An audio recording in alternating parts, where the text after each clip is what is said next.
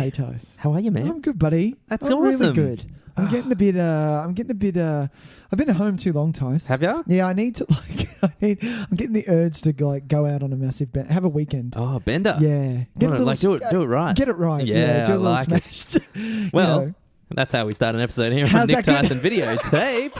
We find out that Nick wants to get drunk. Yep. Damn right, don't we all? Get smashed a little. Yeah.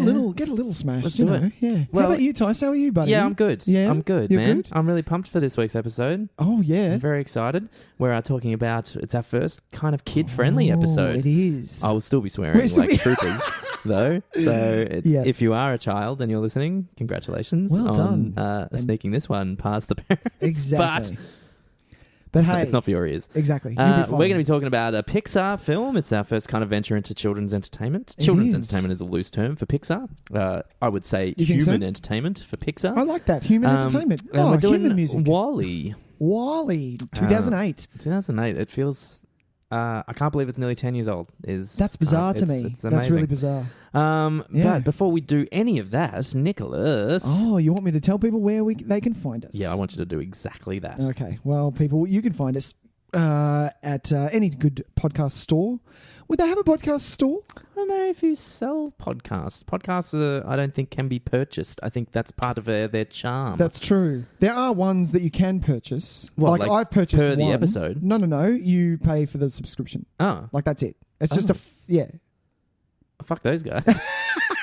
But anyway, you can do that, but we're not like that. We're free. Yeah. We're like free Where it should be. entertainment. Yeah. Exactly. But yeah, you can find us on Stitcher, on TuneIn Radio, that's the one.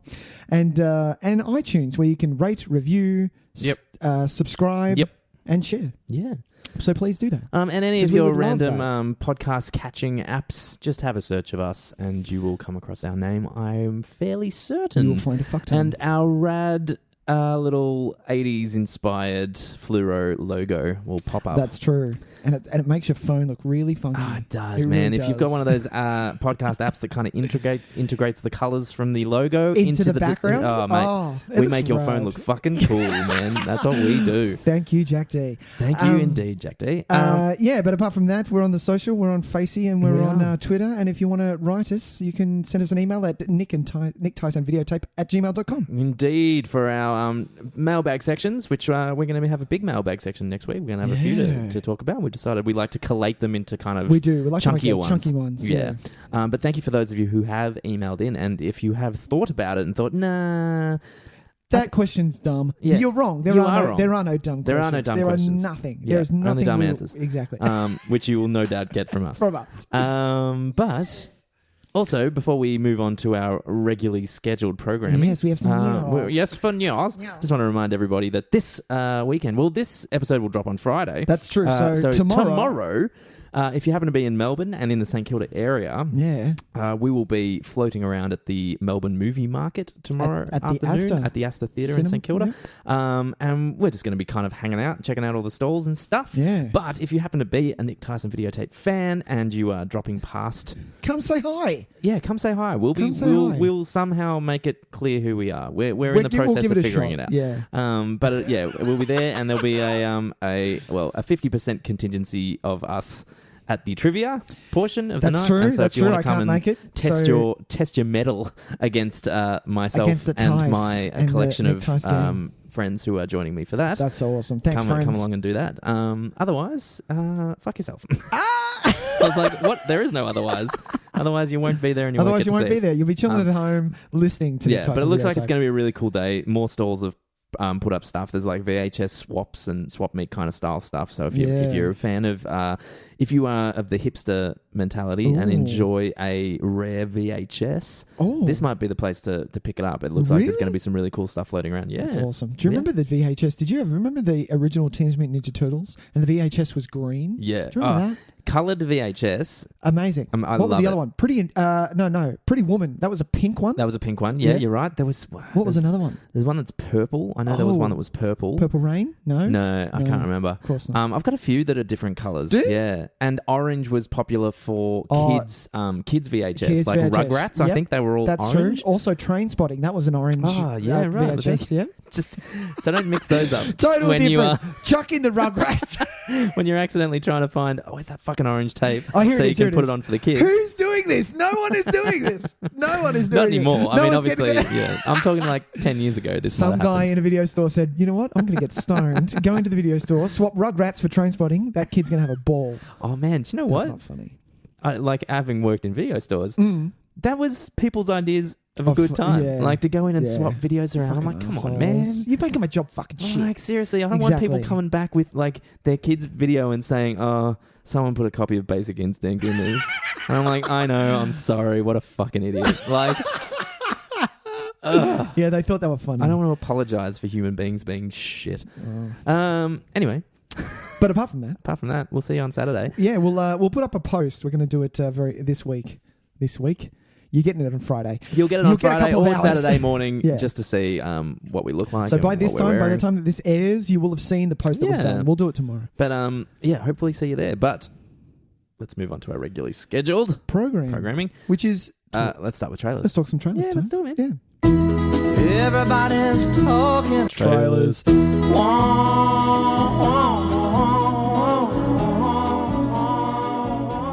All right.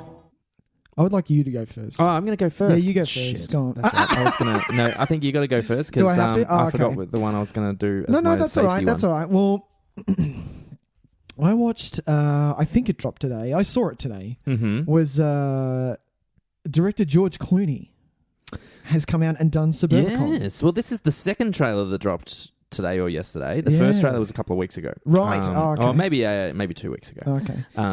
Being a couple Writers of weeks Joel ago. and Ethan Cohen. Yeah, well, that's And, what's really exciting. That's me amazing. As They're writing it, and George is directing, and Matt Damon and Oscar Isaacs and Julianne Moore. well. Huge cast. Huge. Just cast. reading that out, I am all for it, and I should see it. But Tys, the trailer didn't grab me, man. Oh, really? Yeah, it wasn't. I wasn't like, fuck, that looks awesome. Oh, that's You just- know, this but I trailer will- really got me. Really? Yeah, I really like everything that it's going for. Right. This It's a weird kind of black black comedy. humor, yeah. This really kind of quirky energy to it. Yeah. The I got it. I got where they were going. yeah, And but Clooney's even kind of good at that. with Clooney his is good at that. comedy. Clooney Yeah. does. I really like Clooney's directorial style. Yeah, man. He might be kind of just copying other people a little bit, and it's Oh, very dude. clear that he's heavily influenced by the Coens. Yeah. But there's little bits of like Wes Anderson in this as well. Yeah. Just It has a little bit of that feel. so I'm really on board with what he's putting out. This looks really, Go, George. if nothing else, it looks really interesting. Yeah. So yeah, I will it, say- may, look, it Oscar seems like I Isaac- might have liked it a little bit more than you did. Yeah. Oscar Isaac looked quite scary. Just the way he was delivering his lines. Yeah, I was well- like, oh, dude, you're really off-putting. What the fuck? Oscar Isaac is I quite like in that role. I think he's Yeah. it's similar. Remember when it's not similar, but I liked him in Sucker Punch quite a lot as well because he remember was him in so Sucker Punch. he's the villain in the Oh, really? he's the guy, he's the real fucking creepo Oh, I need to that watch it runs again. the asylum. Oh, runs the asylum. Yeah. Oh, right. And this was before he was Nice. Oscar Isaac, but I remember really enjoying what he did on that one as Yeah. well. Oh, nice. Yeah, I'm just gonna check because I'm yeah, go on. I don't think this is the first time the Coens have written for Clooney. Oh, right. I'm just gonna Well, double check. for everyone who wants to know what this movie's about, it's kind of what's the? It appears to be it's sort of like a Stepford Wives. Well, I don't know if town. that's deliberately what they're going for. I feel like it's definitely got a heightened reality kind of 1950s suburbia kind of feel. Yeah. And something happens to Matt Damon's wife, which you kind of really don't know what happens. There's a little bit alluding to the fact that he maybe killed her, maybe not. And then because of this murder, the whole town is it kind of rattles the town a bit. It gets them out of their does. funk. Well, yeah, I mean, I'm not really sure exactly where it's going or even if it's meant to feel kind of... I'm not sure if the trailers are selling us what the movie will end up being. Which is why I'm going to see it. yeah. Do you know what I mean? Like, this trailer didn't really give me much, but because of what I've read out, I'm going to see it. Yeah, and I mean, if you think about... I can't remember specifically the trailer for Confessions of a Dangerous Mind, but that's not a funny movie, but it is very quirky and has a really interesting energy. Yeah. And so a trailer for that, I would assume, would have a similar kind of feel, like where you do walk away at the end of going, is that a comedy? Is that meant to be funny? Why am I laughing at some of this stuff? I agree with you. Can I ask a question? Do you think that there are movies, because I think that there are movies that you can't make a trailer for? Do you know what I mean? Like it's sometimes hard. It's really hard to way too hard. It's impossible to make a completely truthful trailer, right? Something that really captures shows the narrative tone and all that of all the stuff. Yeah. I think laying out a narrative, unless it's something very, very that's maybe toying with like narrative convention. I think that might be a bit difficult to convey in a trailer. I mean, there've been trailers before that you've looked at, and the end of the film, you're like, let's even say something like Mother, the trailer we talked about last week. Yeah, where you watch a trailer and you're like, well, what the fuck is going on? And so that the movie itself is probably going to be a little bit of a kind of a head fuck anyway. So I think those trailers are hard to sum up in 2 minutes. It's hard to get the tone right. It's hard to get the fact that, hey, narratively, we might be kind of toying around with some stuff here. Yeah. That's why I kind of like trailers. Do you remember? Now, this is the start. It was the very first Man of Steel trailer. The very first. I think I loved the very first one. Everyone loved it. Yeah. It was just landscapes, and it was a kid with a cape, which kind of put me off.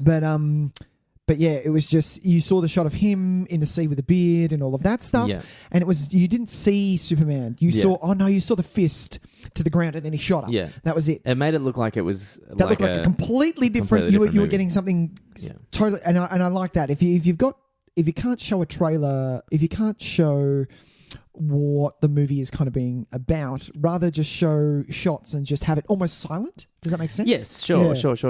Yeah.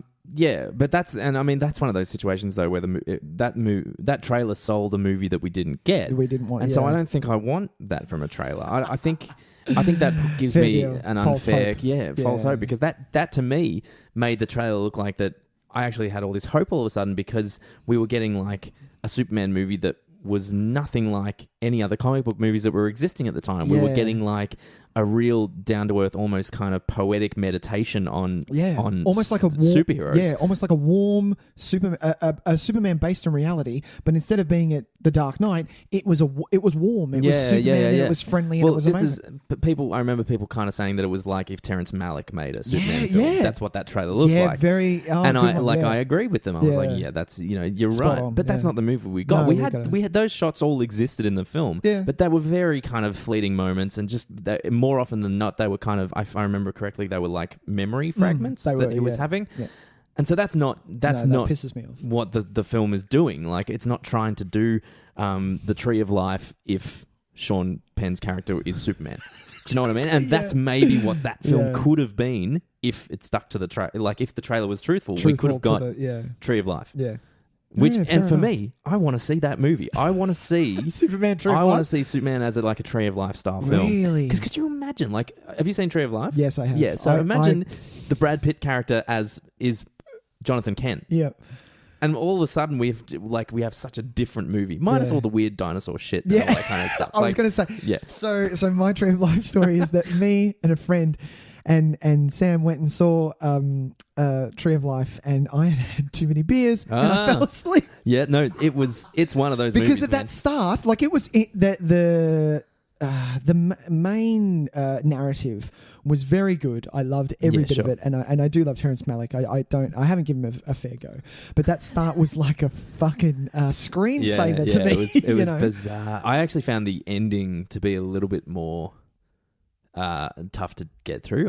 Chew on. When he's walking across the beach in his suit and everything, and all the other stuff going on. I was kind of like, can I ask a question? Who the fuck is buying Tree of Life? Who's going to buy that and rewatch that? I would love to rewatch it. Yeah, I really, really liked it. Really? It's one of those 95% fantastic movies for me, and 5%. Yeah. Oh, really? Okay. Oh, I can't do that. Anyway, yes, we've gone on a tangent. We've gone back to what we were talking about. But yes, this movie sets a very strange tone. I'm not sure if it is the tone that we're going to get at the end. Yeah. Black comedy, but very black, it seems. There might be some murder afoot. Yeah. Is kind of what we're led to believe. But this is funny because the first trailer that I saw a couple of weeks ago was played it much lighter. It still had black comedy elements to it, but it played it a lot lighter. Yeah. And it played it a lot more kind of, even if... because obviously we're led to believe that there's some shifty things going on, and her death is probably due to some kind of circumstances. Yeah. It made it look like kind of a screwball version of that in the first trailer, where it was like, she was murdered, but it was by these wacky, kind of. Okay. And so, whereas this one makes it look like that quite kind of Matt Damon's kind of he had something to do with it. He might be really fucked up. No, that was implied in the last one, but it's more that his personality. The shift between the two trailers is very much in his personality as well. Okay. A lot of for instance, the moment that still makes me laugh in this new trailer, the moment where he sees like an explosion and then rides off on his little mini bike, which is funny. But in the first trailer, that seems kind of endearing and charming, and in this one, it's kind of adds to the quirky. Maybe I need to see the first trailer. So that's kind of nice. Who knows? It's I'm going to see the shit out of it. I really like George Clooney as a director. I think he's great. I didn't watch Monuments Men because it just got some really shit reviews. Yeah, I'm not gonna. And I never even though got there's a around lot to of it. actors in there that I really, really love. But he's hitting pretty like. He's batting pretty good averages for me. I even like talking about Matt Damon? No, George Clooney. You're talking about Clooney. I even liked Leatherheads. I might be one of the only people that liked Leatherheads. Yeah. I love Ides of March. I love Good Night, Good Luck, and I love Confessions of a Dangerous Mind. So, he does good work. I like Matt Damon doing comedy. I wanted to see what is the trailer I saw. What was the funny one? It was fucking ages ago. The 2008. That one. That looked really funny. No? Yeah, it did look funny, didn't it? But I like him in his cameo in Euro Trip when he sings "Scotty Doesn't Know." How good is that song? Yeah. Yes. The Informant. I want to see that. Yeah, I've heard it was good. No. Steven Soderbergh. Yeah. Oh, there you go. Soderbergh. Yeah. He's hit and miss. So. Sure. What did you watch, Tys? Well, did you watch anything fun? Yeah. Yeah. I saw. Actually, I'm going to start this way. Oh, I'm a big fan of the actor Frank Grillo. Do you know Frank Grillo? He played Crossbones in Winter Soldier. Oh, yes, and I Civil do know War. Yes. And I know him from that. Yeah, I'm trying to remember the first movie that I saw him in. It was either Warrior, the MMA movie, or The Grey. He's supporting roles in both of those, and I've always been a big fan of him. And then, of course, before Crossbones, he was in the second Purge film. Yes. As kind of Purge Anarchy. It's like Frank Castle, but in spirit, like the character he plays. It's and then when things were kind of warming up for the Punisher, there was a big kind of push that it should be Frank Grillo, and I was with it as well. Like I reckon that's what he definitely should be doing. Not that I don't like John Bernthal or whatever his name is. I love him. I like him a lot, but I'm sad that we didn't get Frank Grillo doing a Punisher style thing. Anyway, having said that, I'm still a big fan of what he does, and I'll chase him kind of around and see what he's doing. Nice. He's in a movie called a sequel to a movie called Skyline. Do you remember Skyline? Oh, fuck me. Really? Yeah. What? So Skyline is not a good movie. No, Skyline was an alien invasion film from about 5 or 6 years ago, maybe. I think the name of biggest note is probably 2010. Okay, so 7 years ago. Fuck, yeah. The biggest name of note is probably Eric Balfour. Balfour, yeah. From I know from like a whole bunch of teen movies. Basically, yeah, the last thing I saw was Texas, the roles. Texas remake. Yeah, and he's in 24. I know him from 24. Oh, well, there you go. Yeah. And this was it was essentially like a special effects demo reel. It really was. Like these guys, they've got they refer to themselves collectively, the directors. Is it the brothers something? Strauss? The brothers Strauss? Yeah. Who were actually, is it the same guys that went on to Alien v Predator Requiem? Is that them? Oh God, you're gonna make me lose up. I think it is them. And they, as far as I know, it was either they got that on the strength of this. Yes, you're correct. AVPR. Yeah. And what year was that? AVPR? Yeah. 2007. Okay, so it was the other way around. Right. They got Alien versus Predator Requiem, and basically from that, the studio said, "Look, we'll give you this much money and see what you can make." And Requiem wasn't that bad. I have seen parts. Right. Yeah. And people see parts of shit. Keep going. Yeah, it's the nature of like somewhere that has I've seen Foxtel some of and it. things, and you watch 20 minutes and go, "Do you know what? I just want to watch it from the start." Anyway, so these guys made Skyline, and someone's doing a sequel. It was not successful, and it was not very well liked. No. It's also got Donald Faison in it. Who? Turk from Scrubs. Oh, Turk. Now, so now there's a sequel to it called Beyond Skyline. And did the trailer look enticing? It kind Oh, of write does. that down. I have to use that Enticing. somewhere. Enticing. Hey. Okay, for a couple of reasons, right? I don't know very much about this director. Right. As in, he has not directed anything. He has Liam worked in Neeson. visual effects for nothing really Right. of any great note. He created the Feebles sequence in Iron Man 2. I don't even know what that is. But it's got an interesting cast because it has Frank Grillo in the lead, who I like a lot. It's got Iko Uwais from the Raid movies. Oh. Yeah. Wow. Okay. And his cameo in Star Wars The Force Still- Awakens. I'm still not watching it, though. It's got Cullen Mulvey, Drazik himself. Drazik. I love that Drazik has come out of nowhere, and because of his Fucked up face. accident, he's getting shitloads of work, Yeah. which He's is great hilarious. as like a tough guy now because he's got Yeah. this big dirty scar down half his face. Yeah, man. So he looks like he's seen some shit. It does. And in reality, he looks great as a bad guy. he like does. in, He's really good. Was it in? I think it was in Batman. Yeah, vs. Superman. he's been a bad military bad guy in everything. in Civil War. No, in In Winter Winter Soldier Soldier. and BVS. Yeah, So, which is amazing. He's been in both of the franchises Good on as him. just a as the generic bad tough guy. Yeah. But the trailer looks like it's a bit kind of like jungle warfare style. So it's Okay. not doing what Skyline did, which was big, like Do you remember world-ending. Yeah, bits of it. Yeah. Okay. It's not doing like the because lots of that movie was, we're in the city and there's an alien Right. ship and it's Yeah, sucking people up, and then Right. they ended up in the alien ship, and it was like it was fucking like it actually had some moments of special effects that were great. Okay. It was every other part of it that movie let it down. Yeah. This looks like it's kind of doing it on a smaller scale, and it's setting it in a jungle environment where there are literally scenes where they're punching aliens, like there's punch-ons with aliens and stuff. What? Yeah, Frank Really? Grillo looks like he has a punch-on with an alien. What do the aliens look like now? I need to They see look pretty them. cool, Yeah. I guess. I don't know. Look, it's just one of those things. You watch the trailer and you're like, okay, I enjoyed that trailer. Why my did I enjoy God. that trailer? What is it about it that I Oh, liked? no, really? And you just kind of go, well, it's Frank Grillo's involvement. It's definitely Iko Uwais, because that guy can fucking hold He his can, own. yeah. And In reality too. yeah, I bet. Like, you wouldn't want to fuck with that dude. Yeah. And Wow. Okay. it looks like it could be interesting. It could be like a smaller kind of. This is a terrible comparison, but kind of might. It's like the shit cousin of what 10 Cloverfield Lane was to Cloverfield. Cloverfield was the Right. worldwide event. Yep. 10 Cloverfield Lane was this tiny Oh, isolated okay. thing that was somehow related. Yep. That's kind of what this looks like it's doing. Okay. And I like that idea. I like that approach to things. I like these instead using the world story of what Yeah. happened and making it and something making a small. smaller story. Yeah, I that's- like. I love that. I think sequels sometimes make the mistake of saying that they have to make everything bigger and more. Yeah. Whereas sometimes it's really intelligent to take what had been set up as a universe and Make look it at a really smaller. small portion Yeah, of that universe. absolutely. And that's what it looks like they might be doing with this, which could be cool. It could Nice. still be a big piece of shit. So watch the trailer, see what you think.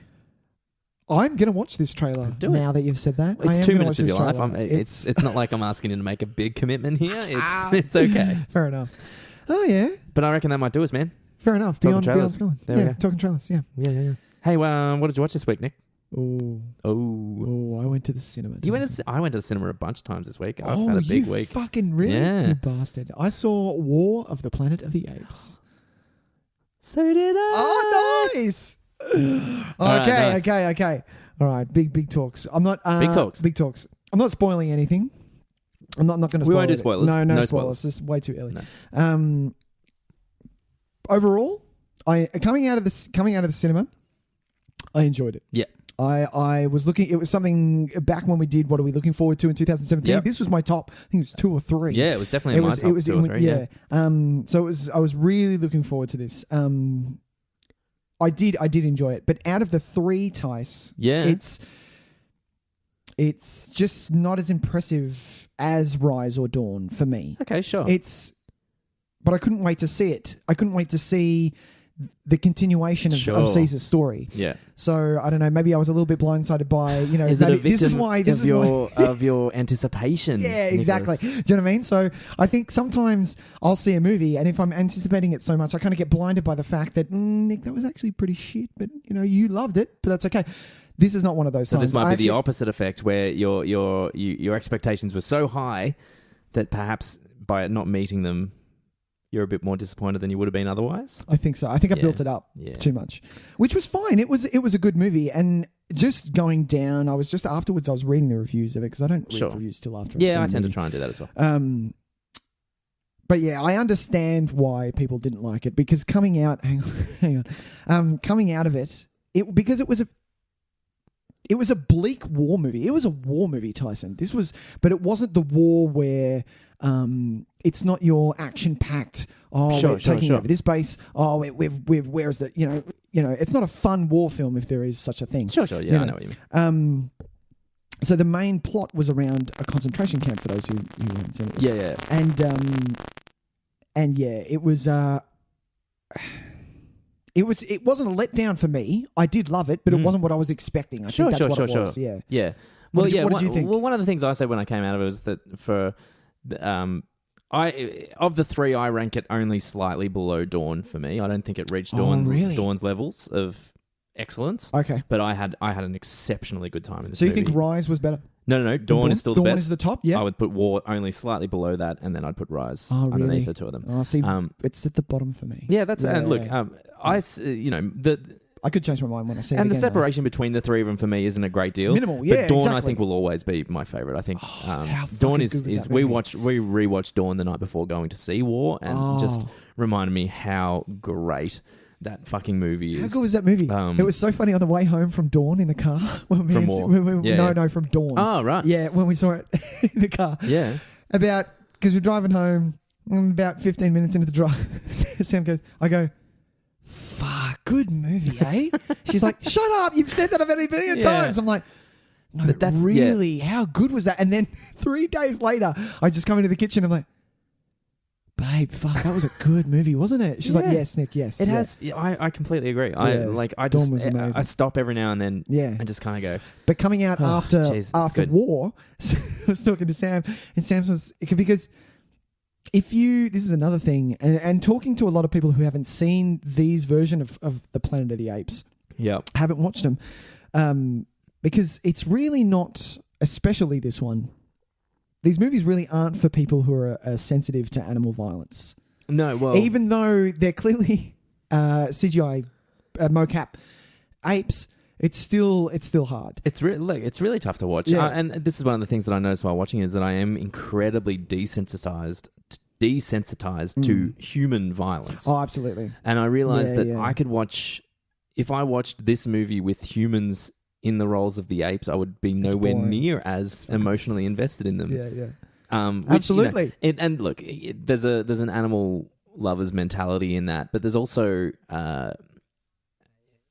it's the same as, I think it's the same in the movie we're going to talk about later, is that when you see something that isn't human imbued with human qualities, it's somehow more effective than a human itself. Yeah, having those emotions in these, seeing the emotions, Yeah, exactly. These, whether they be animate objects or animals. Well, I found that this, I think War had probably 2 or 3 of the strongest moments across the whole trilogy for me, but the film itself, levels of consistency didn't reach Dawn for me. Yeah. Probably on par with Rise, because Rise, when you go back, has some pretty naff moments in it as well, but it's forgiven because it is such a strong moment.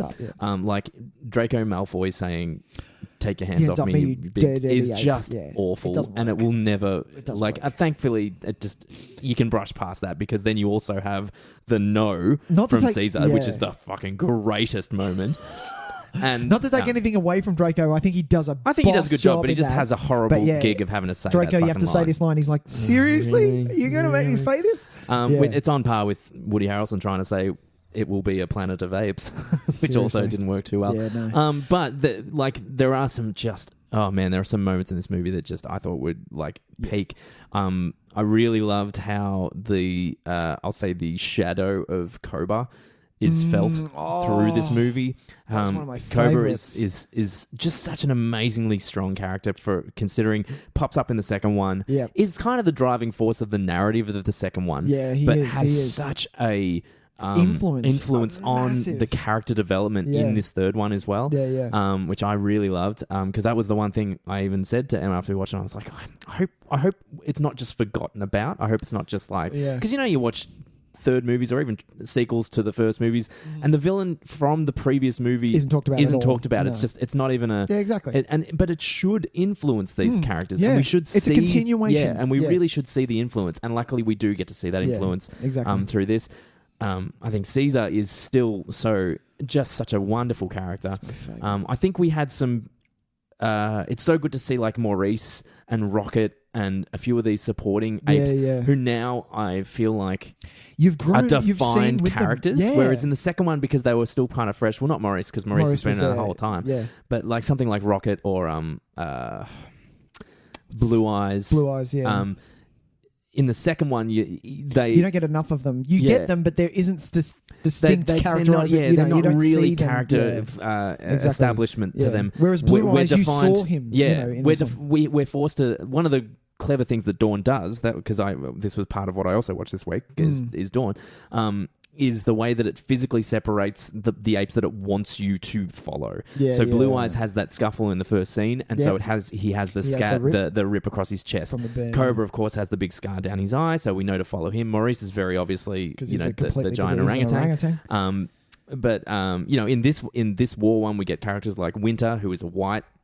White gorilla. That was beautiful. And this is the thing. As soon as you see it, you go, "That's a character we're going to need to follow," because they're really clever at just separating the ones that we need to follow. Rocket is really the only one that is actually kind of just normal. And when Rocket is with other apes, it takes me a little while to figure out which one is Rocket. Yeah, that's true. That's really true. But and even like, is it Blue Eyes' girlfriend / wife character? I can't remember her name now. Water? No. Lake. I knew it was a body of water. The way that they just kind of changed the hair a little bit. On her, and so it's easily definable. I love it that it's not, because it could be seen as kind of obviously a little bit of a kind of a cheap choice to do that, but I think it just works so well. I think it works well. Because especially in the sense of Blue Eyes and Cobra, it influences their character. Like for Dawn, the whole character journey that Blue Eyes goes on is defined almost by that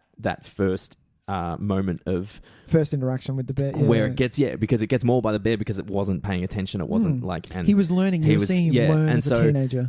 Those scars are almost a sign of his failure as a hunter, and Caesar is like, gives him a bit of a hard time for it as well. Dude, you'll be fine. But that was beautiful how you see Cobra in Dawn come up to him and go, dude, chicks dig scars, you'll be fine. Yeah, exactly. Just brush it off. I love Cobra. I love that bit with Cobra where he's talking about what humans are capable of. Human work, and he points to his eye and he points to his hand. Like it's so strong, and it builds his character so well. And look, I'm talking more about Dawn because I think Dawn's a stronger film, but War is exceptionally good. I think it does lose its way a little bit.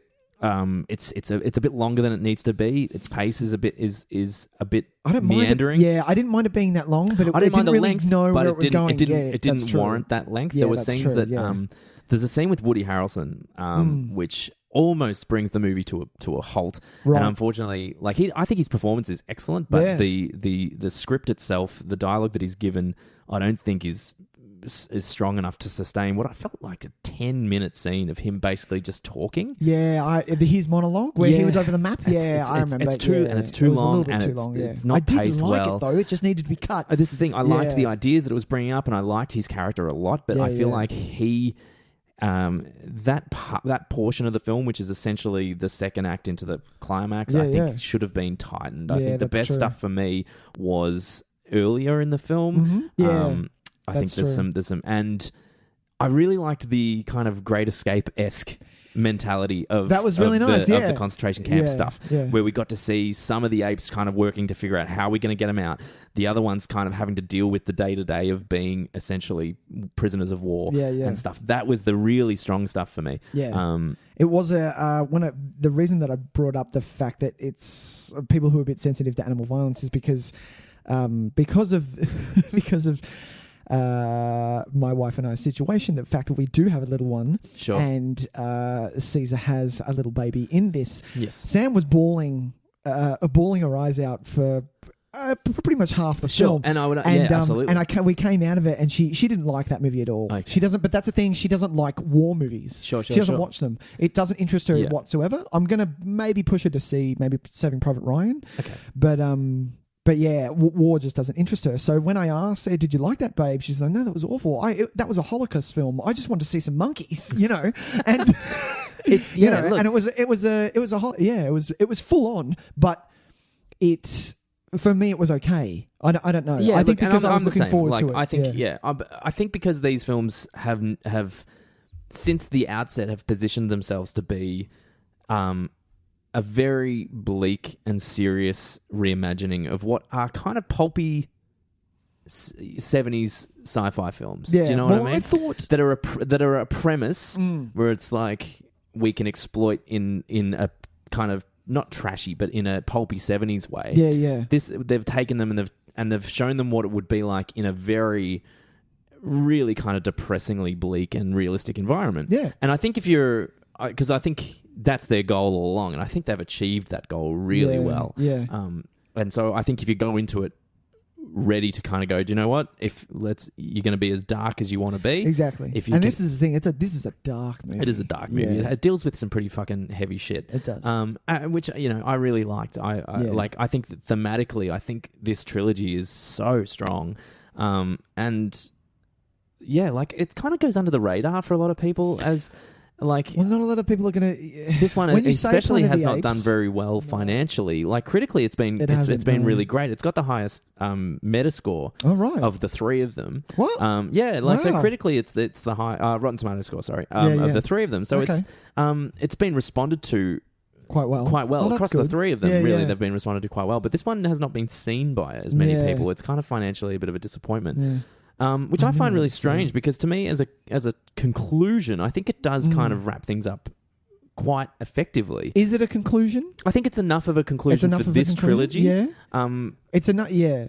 It's gonna. I think it'll go on. It starts a new chapter at the end of it, whereas these first three were very much, a lead up, a continuation to something, to what we can kind of call the actual movies. Because now we've been introduced to Cornelius. I feel like is that a spoiler saying no because you'd say his name, but our audience don't know who he is. So we know that so we now have Cornelius in this world, so we know that there's the tie-in now to the Charlton Heston one, and there is still room in between those to maybe tell some other stories. Absolutely. But we're in a position where the apes are kind of almost no, we're not going to say that. No, but the threat is changing, I guess. Yeah, that's a good way to put it. And so, there's still room for stories to be told, I think, but this part of it, I think, has been wrapped up. Yeah, exactly.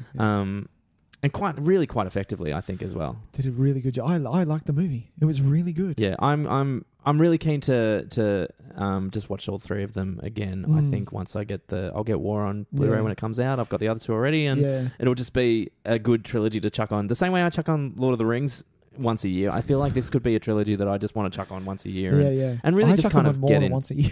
I try to limit it every time otherwise it's like you're just watching the same stuff all I'd over watch and over. is the Lord of the Rings trilogy for the rest of my life. But the amount of time when we came out of the cinema, Sam was like, I want to watch Dawn again. I feel like I haven't watched Dawn. I'm like, yeah. She goes, Nick, when we go to watch something, you always make me watch the first one. So I feel like I've seen Rise about 7 times, but I've only seen Dawn twice. I'm like, okay, well, I'm sorry, babe, but you married, Rise is the one I've watched the least, to be honest. Oh, really? Yeah. Well, I mean, obviously War, I've only seen it the once, but I've seen Dawn a couple of times now, but I think I've only seen Rise the once. I love Dawn. If you haven't seen these movies, please see them. They're definitely awesome. Check them out.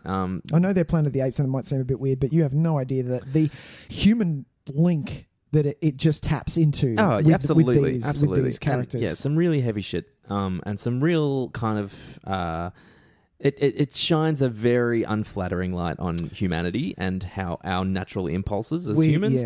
I think and that's really kind of that's very mature and very indicative of quality sci-fi. I think best sci-fi makes you reflect on humanity itself, positively or negatively. I think.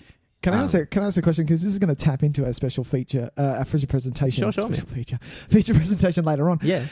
We're getting a lot of humanity kind of fucking up Earth as a plot point. Sure. Do you think? I'm going to save it for later on. I just wanted to ask you the question now because Wally does tap into this as well. Yeah, absolutely. Massively. We are kind of ruining where we're living, and it's going to get to that point where we can't live here anymore, and eventually at some point, for sure. Yeah. That's going to be. I just want it to be. It one might not be our generation that. No, I don't think does it'll be it, ours, but it's our but generation that is to blame. It's and causing so it, that's. But that's another conversation for a deeper podcast than Nick much Tys and Videotape. Indeed. But yeah, good. It's a good wrap up. I think we've covered that pretty well. Nice. But yeah, just check it out. It's Please do. It's definitely worth seeing. Yeah. Andy Serkis kind of. Oh, if not for if you're giving one of the greatest performances of the last 10 years in 3 films that he'll never get recognised officially in performance ever as a performance. It's huge. His performance, massive. He's so unbelievably good in these movies. Anyway, moving on. I just want to talk about one thing that I saw quickly. I went and saw the Beguiled last week. This is Sofia Coppola's new thriller, I guess we can call it thriller. Starring Nicole Kidman and Colin Farrell. It's a remake of a Clint Eastwood film from the 70s. And Dunst is in it. Kirsten Dunst is in it as well, as well as Elle Fanning and the Australian girl that was in The Nice Guys, the daughter in The Nice Guys.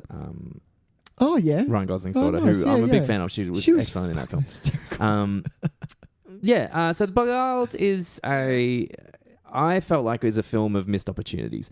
It was controversial. No, I don't think so. It hasn't been reviewed particularly strongly, and I think a lot of what I've read since seeing it tends to kind of make sense. Yeah, I think I'm in the same boat as a lot of these people. I think it's a film that doesn't commit fully to its potential. Yeah, and is kind of left being a somewhat kind of muted version of what it could be, which is unfortunate. It just never really.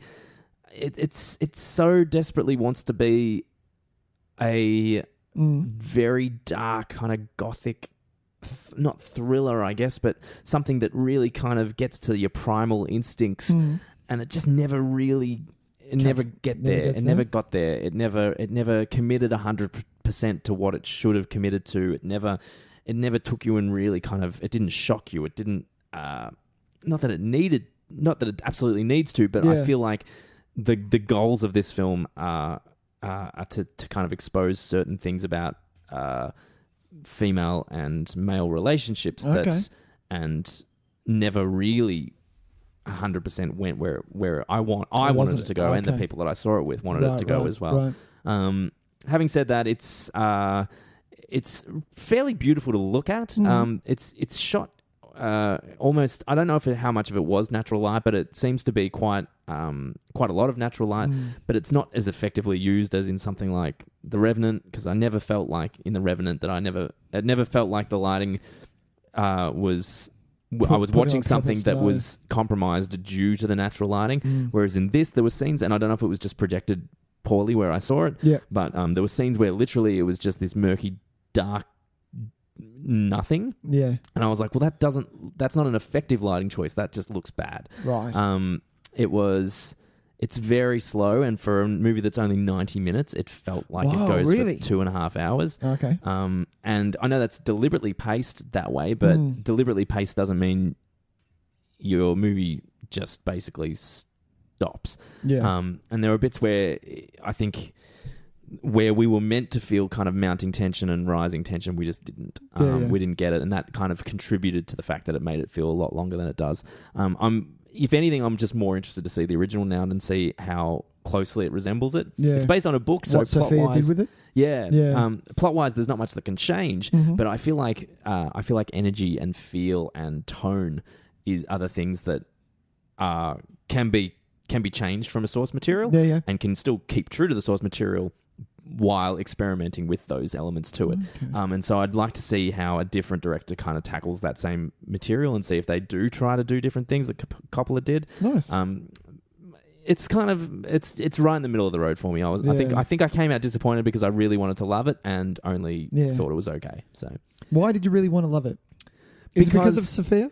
It's because I thought this would be really, based on what I saw in the trailers and what I knew about the story, I just thought it'd be really prime material for Coppola to kind of do it, go a bit, kind of go for it. You know what I mean? Like really kind of. Do you feel like that? Shoot for the like fences? She's pulling back a little bit. I did. I really felt like it was a little too safe, and for a film that deals with some really kind of fucked up stuff, she could have gone a little bit more dark. To say it felt safe is almost like more disappointing than going for it and failing miserably. Do you know what I mean? Yeah. If she had really gone for the fences on this and not quite nailed it, I think I would have enjoyed it more. I would have enjoyed it more just because it went for it. Yeah. Whereas opposed to this just felt like it felt too like it was too careful. Yeah. Yeah. I like Sophia. I always watch. I watch everything. I wasn't a huge fan of Bling Ring, but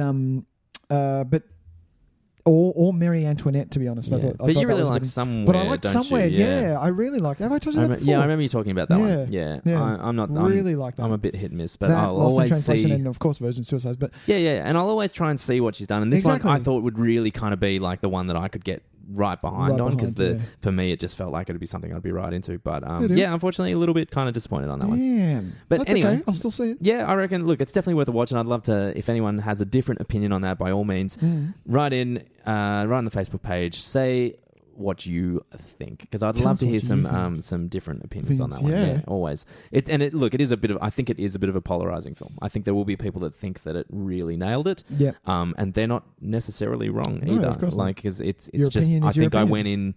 It's not my fault to say that I went in expecting something, but that's the way I did go in, and I expected certain energy, a certain kind of a certain willingness to go for it that didn't happen. So whether or not that's my fault or not is kind of up for debate, I guess. Yeah, fair deal.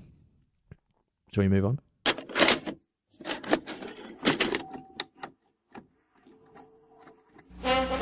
And now for our feature presentation. Well, here we are, Nicholas. WALL-E, Tyson. We're talking about WALL-E. Our first Pixar.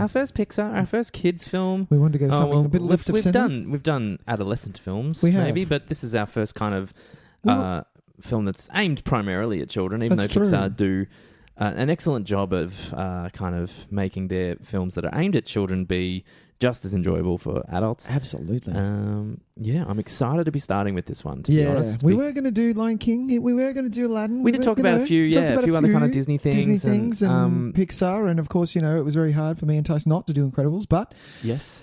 We did WALL-E. We did WALL-E instead. Incredibles will no doubt. And you know what? Have a conversation. Oh, that'll be at some point. Absolutely. But does it go into? Is it just a lone thing, or is it like? I suppose it's a We Are Groot, isn't it? Oh, it is part of the superhero genre.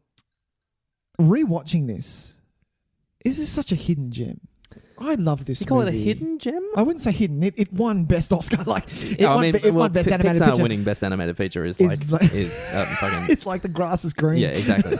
Exactly. Water is wet. Yeah. But I get what it's the one that's not as. I feel it's not as seen. No one's gonna. Why would I want to see? Which is basically. For those who remember, Short Circuit for kids. Yeah. Do you know what I mean? Like it is, and it's not talked about. No, really much anymore. No. Which I find kind of interesting, considering the films that have received sequels, like we have Cars. Now. Why is there Cars Cars have got 3? so many. You've now got a different Monsters Inc. You've now got a Finding Nemo sequel.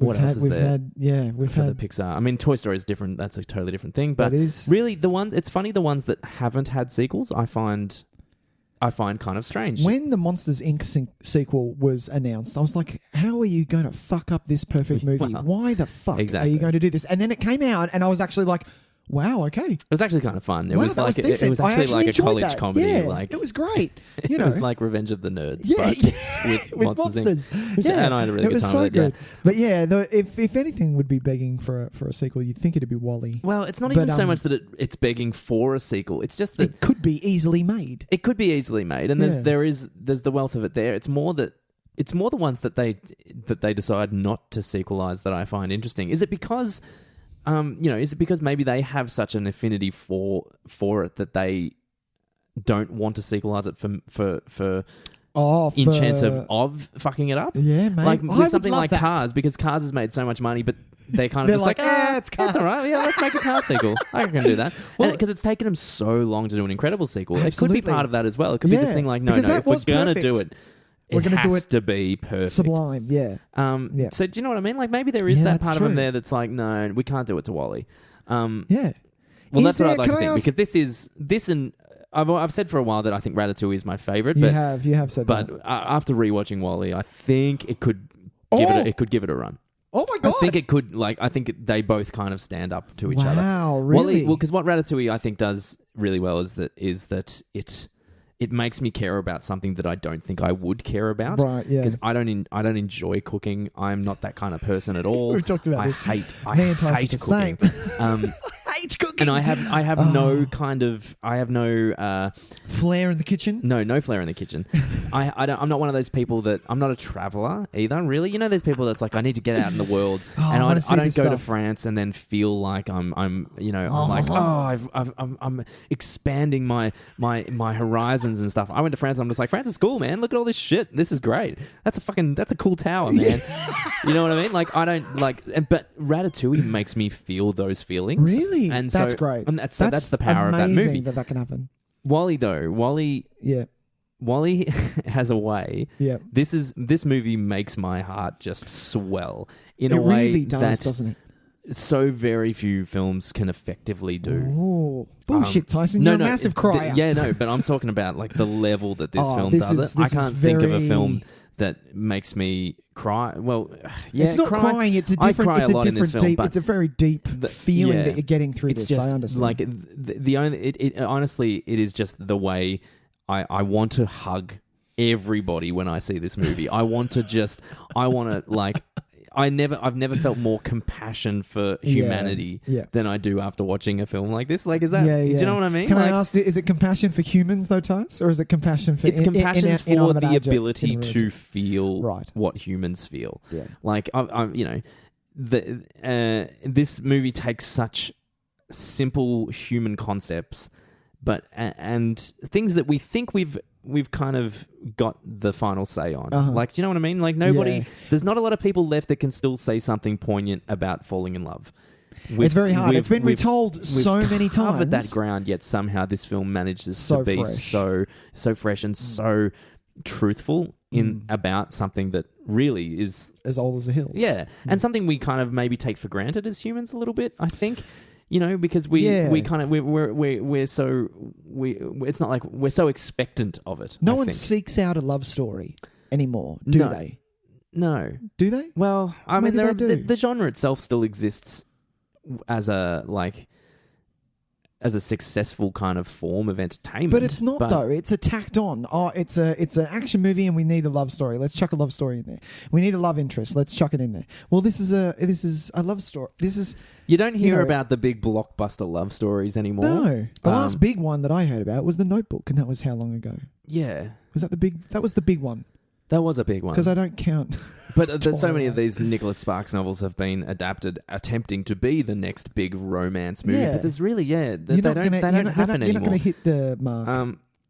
But yeah, anymore. this feels like the romance is not the point, but at least No, but it's a big least the factor. secondary point. It's the you know what I mean. No, I don't think it's the point. I think it's the theme. I think the theme of this is the love story Sure. Yeah. for me Yeah, because I it would is beyond worldly. Also, I think this is the darkest Pixar film. Would you? It paints the most kind of the most bleak? the most we bleak have future. It's a future that Earth it's not livable on anymore. We can't live on it. Therefore, I don't think Pixar have had the opportunity though to kind of show an alternative to that. Have they? What do you mean? Well, yeah, this is a very bleak future, but have they had the opportunity to present a fruitful future? I don't think so. Probably not. So maybe because this is the only potential that they've had to show that. Like I mean, Toy Story 3 went into really dark moments. Yeah, it was sure, very sure, adult. sure. But this is where, just at the start of this, which kids won't pick up, that it'll be, he lives on a dirt planet, whatever. Sure, not really knowing that it's Earth. They don't need to know that it's Earth. I mean, it becomes a plot point, but it's not so much. It's still separated because kids have the ability to kind of go, oh no, that's not my Earth. No, because my Earth has trees and grass and water. Exactly. Yeah. Yeah. So yeah, it's quite dark and just what makes me feel what I understand what you were saying about the it's a different emotion. It's a deeper emotion in this. Yes, the love, but also the flip side, which is the I have got no word for it to describe the loneliness that Wally would be feeling. Well, we all even though he has his cricket friend. Well, see, this is the thing, friend. and it sets it up really early, and it does an exceptionally good job at making Wally a compassionate character within probably 5 seconds of seeing him on screen. Yeah. And when you find, like, aside from the fact that he's cute as fuck to look at, and there are some kind of not cheaper moments, but they're not hiding the fact that they're playing to your human weaknesses with him, like, absolutely. You know what I mean? He's cute and clumsy. But aside from that, that human isolation and that loneliness and that kind of that want for a connection with something or somebody is something that we can't deny as human beings, that it is there. Yeah. We can put on a tough exterior, but it will always be there. Badass as you want to think you are. It's that saying that no matter how, have you heard this saying that's like, no matter how fucking badass you are, if a child hands you a phone, you say hello. Like, do you know what I mean? A toy phone, you say hello. True. This is the same thing. No matter how tough and badass you are, when you see Wally accidentally run over the cockroach and freak out for a second, you feel your heart jumps into your throat. Punches you in the neck. And like, that's just part of what they do really well. And there were so many of those moments. There were so many of those moments in this. But yeah, and one thing I did love was, especially in that start, the first 5 minutes. So you don't have any dialogue in this movie for the first 25, right? 25 minutes. No one talks. Yeah. But my favorite thing is, as the audience, we piece together what has happened to Earth through it's pretty effective. What Wally sees and things like that. That is such a beautiful choice to do that, rather than have, there's nothing wrong with a Morgan Freeman narration. Sure. But this is something. No, you don't really need to know. But if you want to know, it's here. But even the specifics of it are kind of irrelevant. Yeah, like absolutely. So I don't need to know how it got that bad. It's more that we just need to know that it did get that bad because of our over reliance on just things. how humans just as we and as so humans. that's all we consumed more than the planet could offer for us, and so it was no longer livable. That's all I need to know. Like, I don't need to know the specifics of it. No. And worse movies would make the specifics part of the plot, whereas this takes the overall idea of it and just says, do you know what, human beings made it no longer sustainable because of their need to consume. Yeah. And then made that the plot. That is the theme of what's happening for the second half of the film. Yeah. I don't need to know that it started with plagues. It started and then it turned into this and it turned into that and then this happened and all that kind of stuff. That doesn't matter. It doesn't matter. But it's such a beautiful movie. It is. It's gorgeous. It's wonderful to look at. It's so well. Another thing which I didn't think I wrote it down. Yeah, go for it. I know I did. Music plays a massive part in this movie. Yeah, it does. A huge part. Yeah. Because of the no dialogue, even though there's no dialogue for 25 minutes, we are feeling volumes of emotion. Yes, through the start. Well, and this is what music has always done. It kind of tells us what to feel at certain points. Absolutely. Where we get the emotional cues based on what's happening in the score. Yeah. If that first shot of the world in Ruins when the title comes up. Oh, yeah. If we had like Inception horns underneath that, we know we'd be in for a really different movie. Yeah, but absolutely. instead we get this kind of we get the Hello Dolly the theme. We get the and almost out, life is kind of out there. You know. But life is kind of okay. Like, okay, this is going to be fun. This is going to be fun. And then the fact that it fades and you see what is actually being shown, you're like, oh, okay. Yeah. But there's like a whimsy is the word I'm going to use to it, and that goes even further into the Thomas Newman score. Is that he's able to? I mean, and look, he's one of the all-time greats. Like this is we're talking about a guy that fucking knows how to write a score, and it's like writes some of my favorites. Like you know. Go on, name one. Because we're talking about the guy, like we're talking about the American Beauty theme. Like everyone hears that piece of music, that really kind of really intricately placed piano intervals, and it's just dun, dun, dun, with really nice intervals underneath them. So good. But it is instantly recognizable. And he that you know, people talk about the Atticus Ross and Trent Reznor stuff, and I'm fine with what they do in their scores. Yep. But they're very simplistic in their score writing a lot of the time, and they try to do a lot of the same things that I think Newman does with his very simple motifs, just 3 or 4 notes. Sure. But for me, they don't reach. They're nowhere near as effective as what he can do with just the simple couple of notes. Yeah, I think that's everything.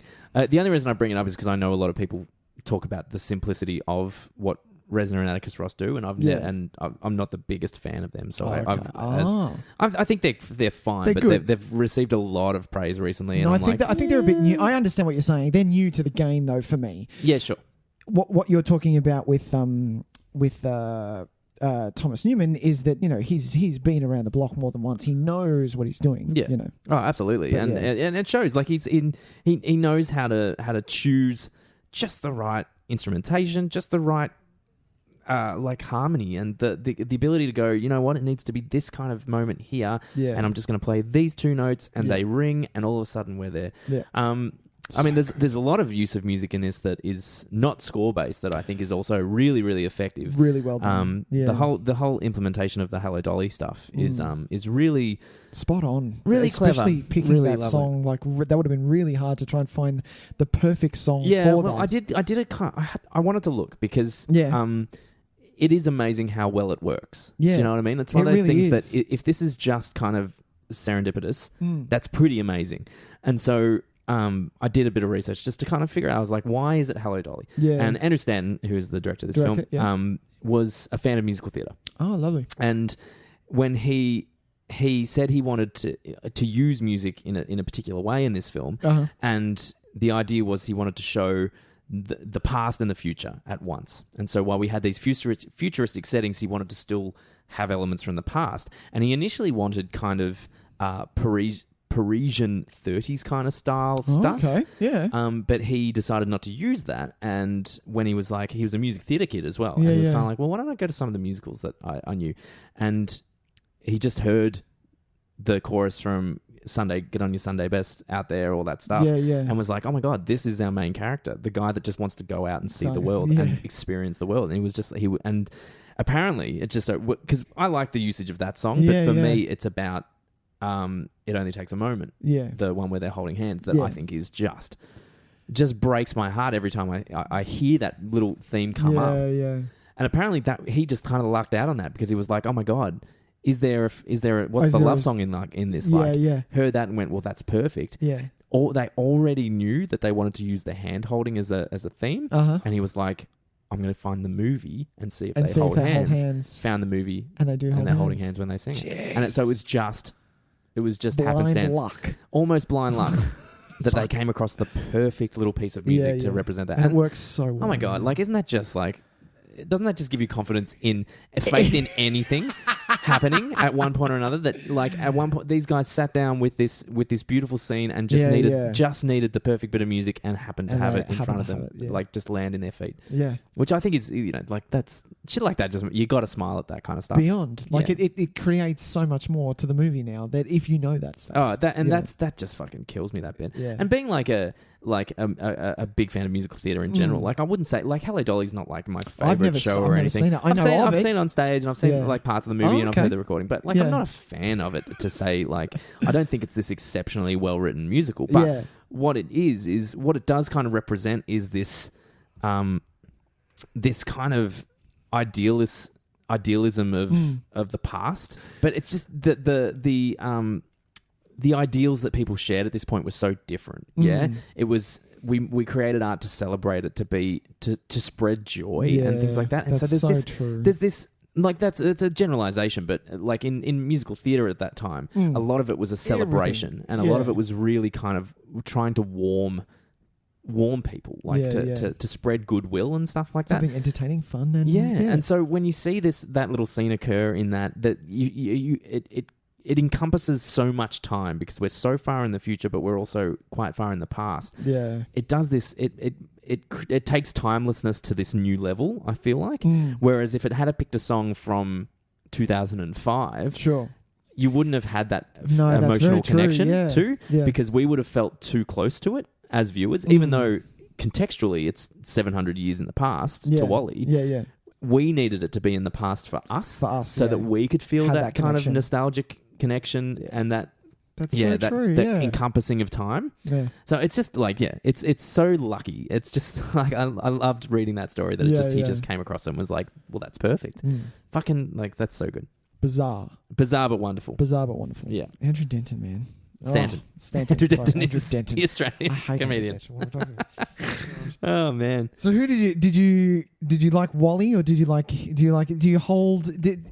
have a favourite? Wally, yeah. Look, Wally is the kind of character that it's impossible not to connect with. And I remember after I first saw this, I kind of, I didn't go on like a memorabilia kick, but when there were things where it was like, when I was working at JB Hi-Fi, and I was like, we've got this Wally poster, we've got this little Wally standee and stuff. I was kind of like, I'll take those. Like, I actually I had a little Wally head that you put a battery in it and his head moved around. Oh, nice. Like, so it looked kind of like he was doing that thing where and that was really cool, and I really liked that. That was fun. I felt like a really kind of strong connection to this character because he's so lovable. He's so lovable. He's so unaffected. He is so innocent. But it's innocence in the best possible way. It's not blind innocence. No, he actually just has the most noblest and kindest of intentions. Yeah, that's true. He just wants the best for everybody. Yeah, and for himself too. Like, he's not afraid to be not true selfish, to himself. but to want what he wants and do what he has to do to get it. Yeah. But and because he's set up as so vulnerable, like so incredibly vulnerable. Like, if you think about it, anything could happen to this guy and that would be the end of it for him. And we talk about the moment where he runs over the cockroach. For us, stepping on a cockroach or an ant is we go on with the rest of our life. For him, that is a life-changing... He would be alone. He would be alone if he didn't have his friend. That's it. And how much that loneliness, how important the idea of loneliness was to him. And I love that how we hang on, wait, 2 seconds. Fucking Jesus Christ, Nicholas. Just getting to know him straight off the bat, the reason that the audience kind of falls in love with him is because of the connection of him and him seeing him collect things. That's a big thing I wrote down was the idea of the collector's mentality as well. Oh, you have that. Because we have that. Yes, that's true. There is something to be said for people who collect stuff. And it's just, I love his array of stuff. It's so fucking bizarre. But it's wonderful. Like, it is wonderful because that's so amazing. And my favorite is the spork. I love it. Is it a spoon? Is it a fork? No, it's in the middle. In the middle. So beautiful. So great. And makes me laugh every time. I mean, so I don't know if this is a universal thing, but knowing that we have the collector's mentality and we will, we want... If there's a movie we love, I have to own and there's it. a special edition of that, we will pay the $60, $70, $100 for it because we want to have that version of it. But this extends to me to the rest of my life. I have shoeboxes and things under the bed full of just memories of things, and I'm that kind of person. I like to have those things. Beautiful. And it's not so much that I go through them with a bottle of wine and have a cry. It's just that to know that they are there, to know that they are the... You've still got a piece of the past from that moment that you had. Exactly. Yeah, and absolutely. I think that's part of why I consider myself a collector. I think it's a similar thing. Yeah, That when a movie has an impact on me or gives me some kind of emotional reaction, I want to signify that physically. And so by doing that, I buy that thing. Yeah. So if it's you buy that film, I buy that film, absolutely. or if it's especially so, I buy the Whiz Bang special edition with the little figurine and stuff, and I leave it sealed because to me it signifies what that movie meant to me. Yeah. What a good example of this is. What is the first, or not even the third or fourth CD that you ever owned? Oh.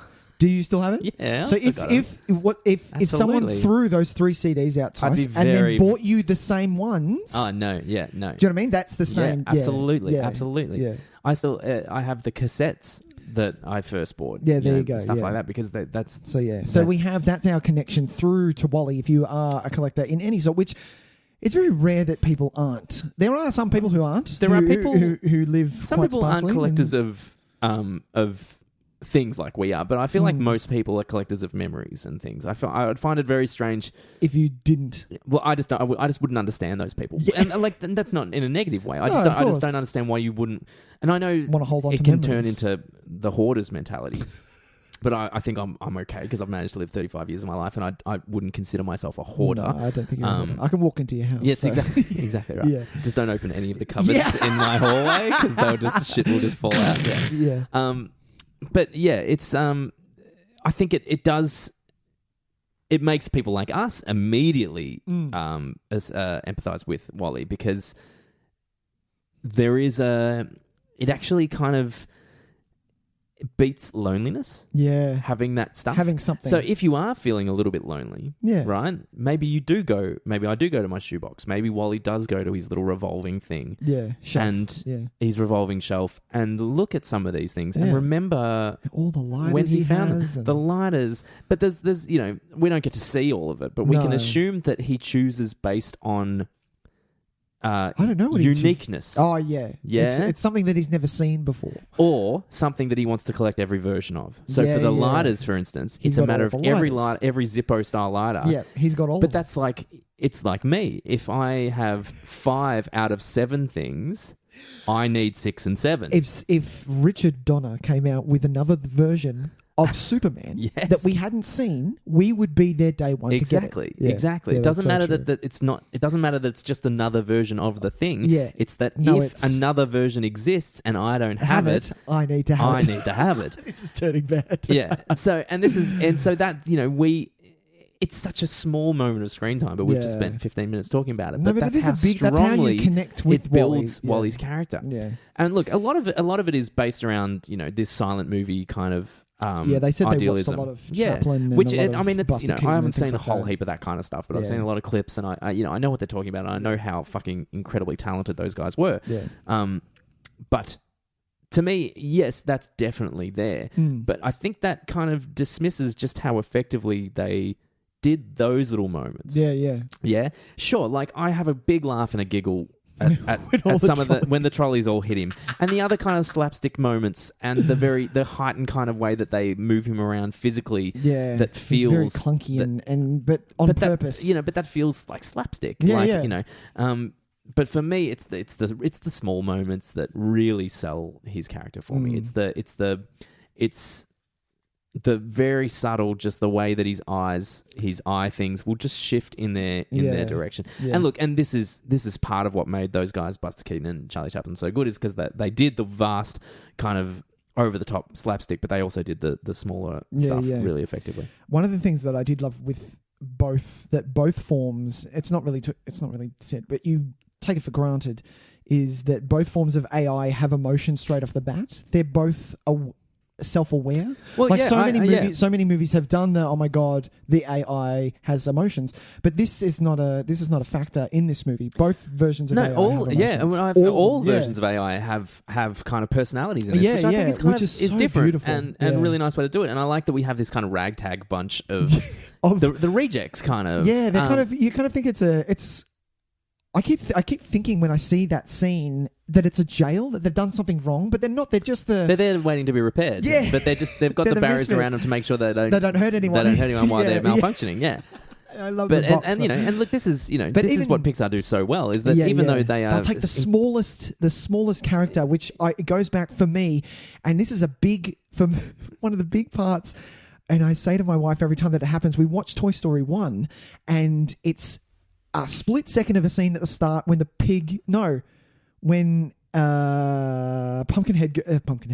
Potato Head goes, "Hey Ham, look, I'm Picasso," and Ham pisses off and he goes, "I don't get it." And then Potato Head turns and goes, "What are you looking at, you hockey puck?" And the hockey puck just stands there and goes, "What the fuck did I do wrong?" And that for me, that is me. I'm like, that poor hockey puck. You know, hanging out. Exactly. You don't see him for the rest of the trilogy, but that is my favorite. And just those little moments that you get from Pixar. Yeah, they will never put anything on screen without giving it a personality. Absolutely. And they know how to do it in the most efficient way possible. Yeah, because it's usually not in the ways that real life. What's the word I'm looking for? What are you saying? Say it again. Say the sentence again. In real life, there's a better way to say that, surely. But it's not the way that movies set in real life tend to do it. It actually tends to be far more efficient than that. So, I know what you're saying. They're actually better at they're so good at building character, but in a showing character. in a way that actually probably wouldn't work in. No, because it's movies. What the fuck is the phrase? It's a magnification of characterization. Does that make sense? Yeah, absolutely. Yeah. And look, no one. I wouldn't say subtlety is their. No, you can't. Is their strong point. They do let characters behave subtly. Yeah, but I think their attempts to make us empathize with the characters are not subtle. One thing that I did love was I was watching a little bit with Sam, and just how they conveyed the contrast, a complete complement to each other, but a complete contrast of Eve. And I kept saying, I've called it Eva. No, it's Eve. Is it really? Yeah, and he pronounces it wrong. Oh. He pronounces it wrong throughout the whole movie apart from one time. Right. And I didn't know that. I had to look that up. I was like, oh, really? Oh, I thought her name was Eva. Me too. But no, her name's Eve. I will continue to call it Eva. Eva. That's Wally says it. Yeah. But yeah, just the fact that they're so different, and how you see. Because you see her and you kind of think, because this is the first, the third character that you see in this movie that he's going to interact with, and he sees it and kind of doesn't really know what's going on. It's very new. It's scared. Wally's kind of scared of it, and you don't realize that we'll call it Eva because I like it Eva as well. Eva. You don't know if she has a personality or emotions yet until the rocket goes away, and then she goes, "Oh, I can finally have a breather." Sure. And then just does this beautiful ballet of a dance. Yes. And he falls in love with her, and that. Well, it doesn't fall in love with her, but kind of does it at that moment. Well, because it's kind of like, do we call it love? Like, I think it is. Do you know for me it is. But because I mean we put our human emotions to it. But this is why I think it's so effective is that I think. They make Wally so perfectly empathetic that we put the human qualities onto what he's doing. And they're so good at that is because we somehow within 20 seconds of them being on screen together, we want them to be together. Yeah. No, but that's because it's set it up so well. From the Hello Dolly. From the Hello Dolly seeing it, and he has wanted that connection. This is someone who he can connect with. You know? Yeah, for sure. It is love, though, because the spark is a kiss. The spark is it's such a wonderful, beautiful way to express it. Yeah, but yeah, what I love is the fact that they completely complement each other. How he is so clumsy and cute and very dirty and kind of and things like that, where she is completely clean, slimline, and the most powerfulest thing in the world. Yeah, and look, she is so powerful. She's I like that this movie doesn't turn her into like. There's another version of this movie where at some point Eva would go into like attack mode. Yeah.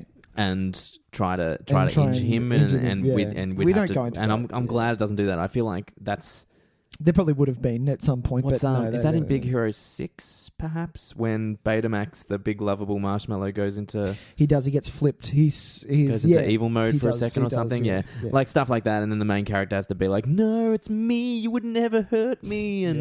And like... a worse version of this movie would have her do that. That's true. I did like Big Hero 6. No, I'm not saying that's a bad movie. Actually, I really quite liked Big Hero 6 as well. But you're just right. for example, they like do that. they don't... This is another good thing about Pixar and their best films is they don't ever indulge in the expected plot turns. Yeah, it's always... They always do what is, upon reflection, the best choice. Like but it takes us to see it first to go, right, that's the best choice. Yeah. Because we can kind of make up stuff in our head of where it's going to go. Yeah. But 99 times out of 100, where they take us is better than anything anyone else would have come up with. And the perfect example of that is me watching the first 15 minutes of Incredibles, and then they're not allowed to be superheroes anymore. And I'm like, what? I don't want to watch this fucking movie. Exactly. And I'm like, no, this is the best thing that can happen. 100%, yeah. And I'm like, there's, it can't not happen anymore. It has to happen like that. It's amazing. But how heartbreaking is this movie? Jesus. The bit for me is when she has the plant, shuts down, and he stays with her. For me, and you put this on yourself, he stays with her for so long, puts her out in the sun. Maybe she's like me, like solar powered. Maybe she's like me, and it's solar powered, and doesn't need it. Then he's there with the umbrellas in the rain, and then this is the moment is when the rocket leaves, and he is going to be there by himself again.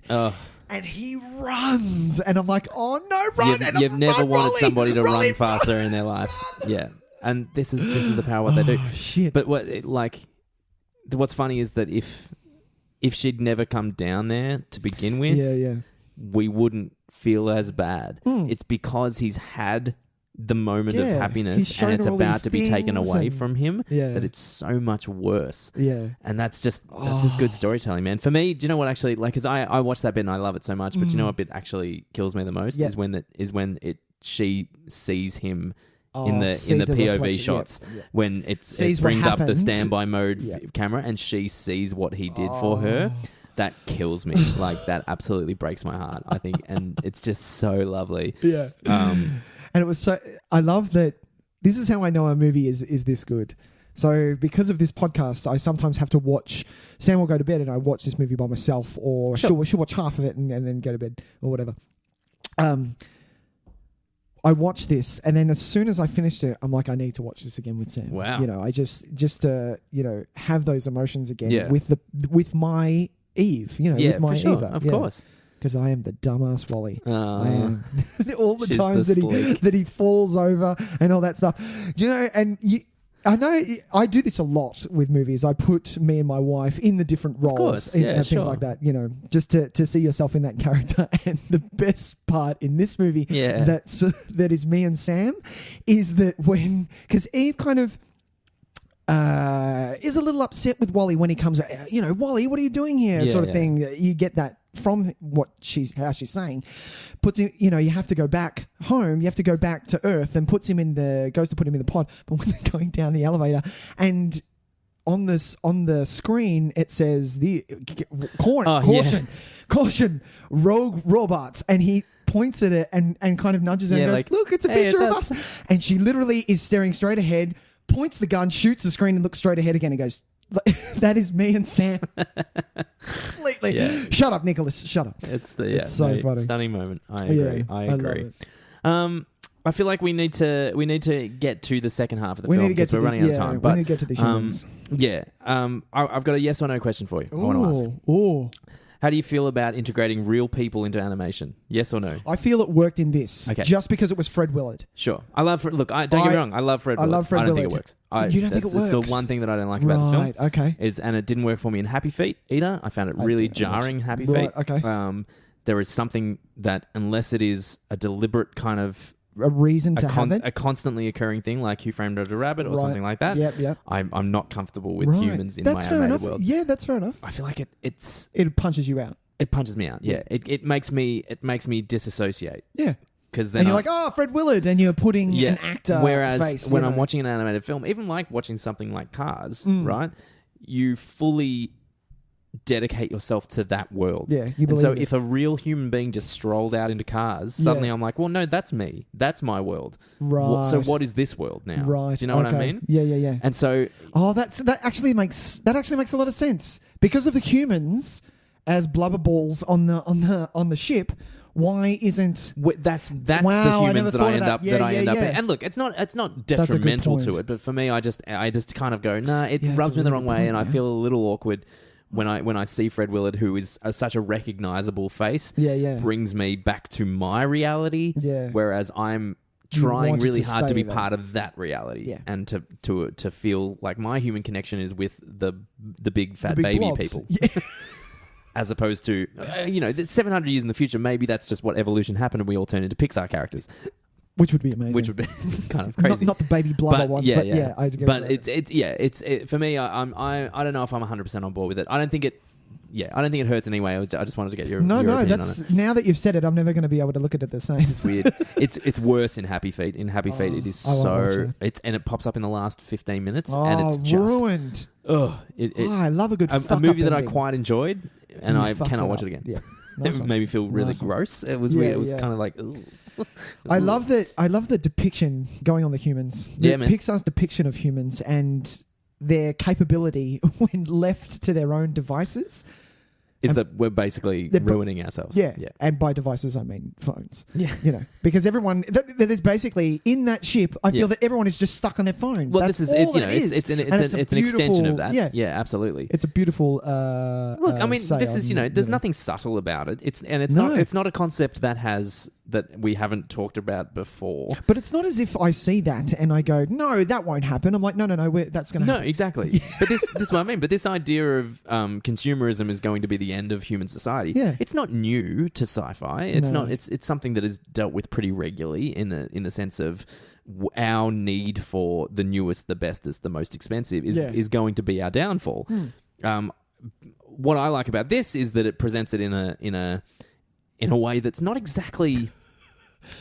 It's not as dystopian as other ways it's not Elysium. been. No. Yeah. Like, although it obviously has its negativity. At the same time, there is an appeal to it. Like, hear me out. Yeah. So we are living in a world where no physical norms are no longer going to be. There are no jobs. We're not going to judge people based on their physicality. Oh, right. We no longer, we'll no longer judge people on their physical attractiveness, physical capabilities. Yeah. People can just be, and we're all the same. Yeah. So there is negativity there because people we're victims of inactivity. Yeah. And there's a kind of, I think what this movie does really clever is that it's trying to encourage the break of the cycle. Do you know what I mean? Yeah. And say that sometimes the best things will happen if you just make that choice that is the different choice. Yeah. But it doesn't present it in a way like a lot of other sci-fi movies do, where if you don't make that choice, you're going to die horribly. Yeah. You're not going to die horribly. No. You're going to live a very happy yet perhaps not uneventful, fulfilling existence. Yeah, absolutely. And it presents it in a really a different way, and maybe a more child-friendly way, but actually a kind of more complicated way, because the choice is more than just I need to do this because the human race will live in slavery if I don't. Yeah. The human race is going to be fine. They're going to live in their hover chairs and they're going to eat their Slurpees and no one's going to look at each other and think you're a fat piece of shit, because that's just what everybody looks like. Yeah.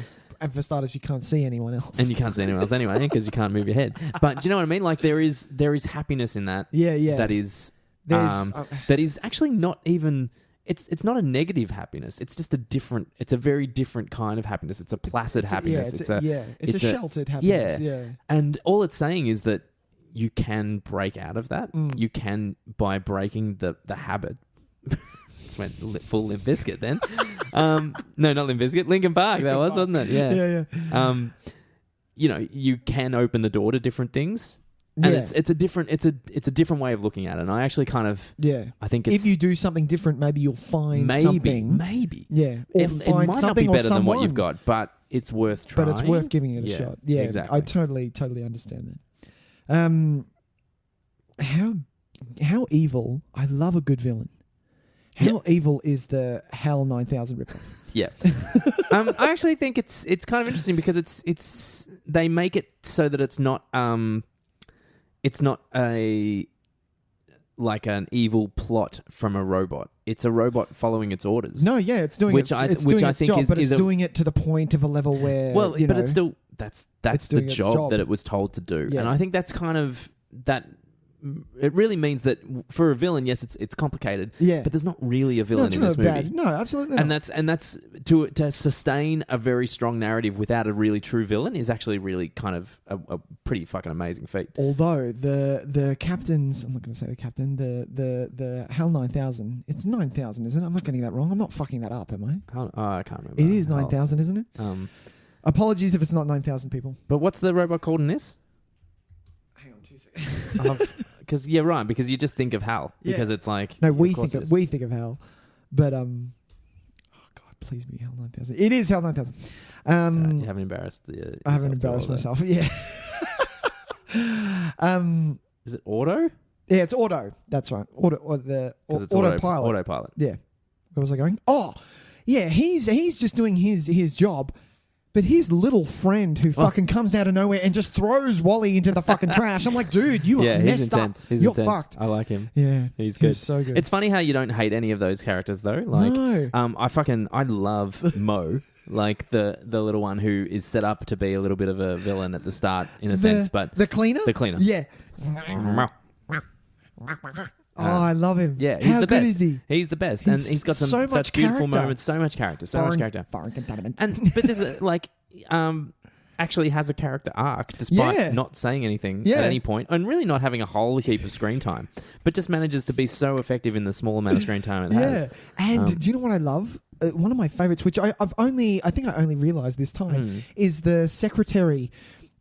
Before they go into the cockpit, the secretary who's literally like he's got the on the keyboard, and then he looks up, he sees Wally, and Wally waves at him, and he's like, "Oh my god, I can wave," and and there's just that little moment, and I'm like, that is beautiful. It is beautiful, but it's lovely. It's so good.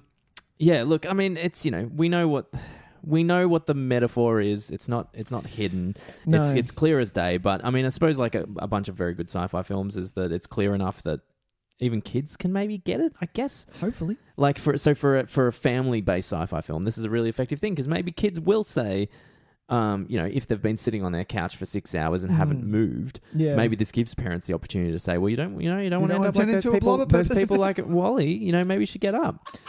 But I know that sounds like harsh, but that's maybe get up, you little that at least fatty. Maybe no, totally fat piece of shit. Stop eating the McDonald's, god damn it! No. Where did you get that fucking packet of CCs? I swear to God, I thought I threw them all out. But are you hoarding stuff, Toby? This is what. But maybe for kids to be able to like associate that, that's where it starts. Where you can say to kids, they understand the idea of consumerism, which is a kind of a complicated a thing to kind of grasp for a kid. Yeah. But maybe something like this kind of gives them the ticket in and just gives them that awareness to say, no, I don't want to be a slave to my things. I want to have autonomy. Yeah. If not that, especially, I don't want to spend my life looking into a screen on my phone. Yeah, exactly. Rather than see the captain, kind of go, oh, what is this? And what does this mean? And what is a hoedown? For sure. And, all that stuff. There was a video that I saw that was just talking about some stuff, and it made a really interesting point about how the captain almost experiences what it's like, because it's not. I don't think it's a fluke that they're designed to look like fat babies. Yeah.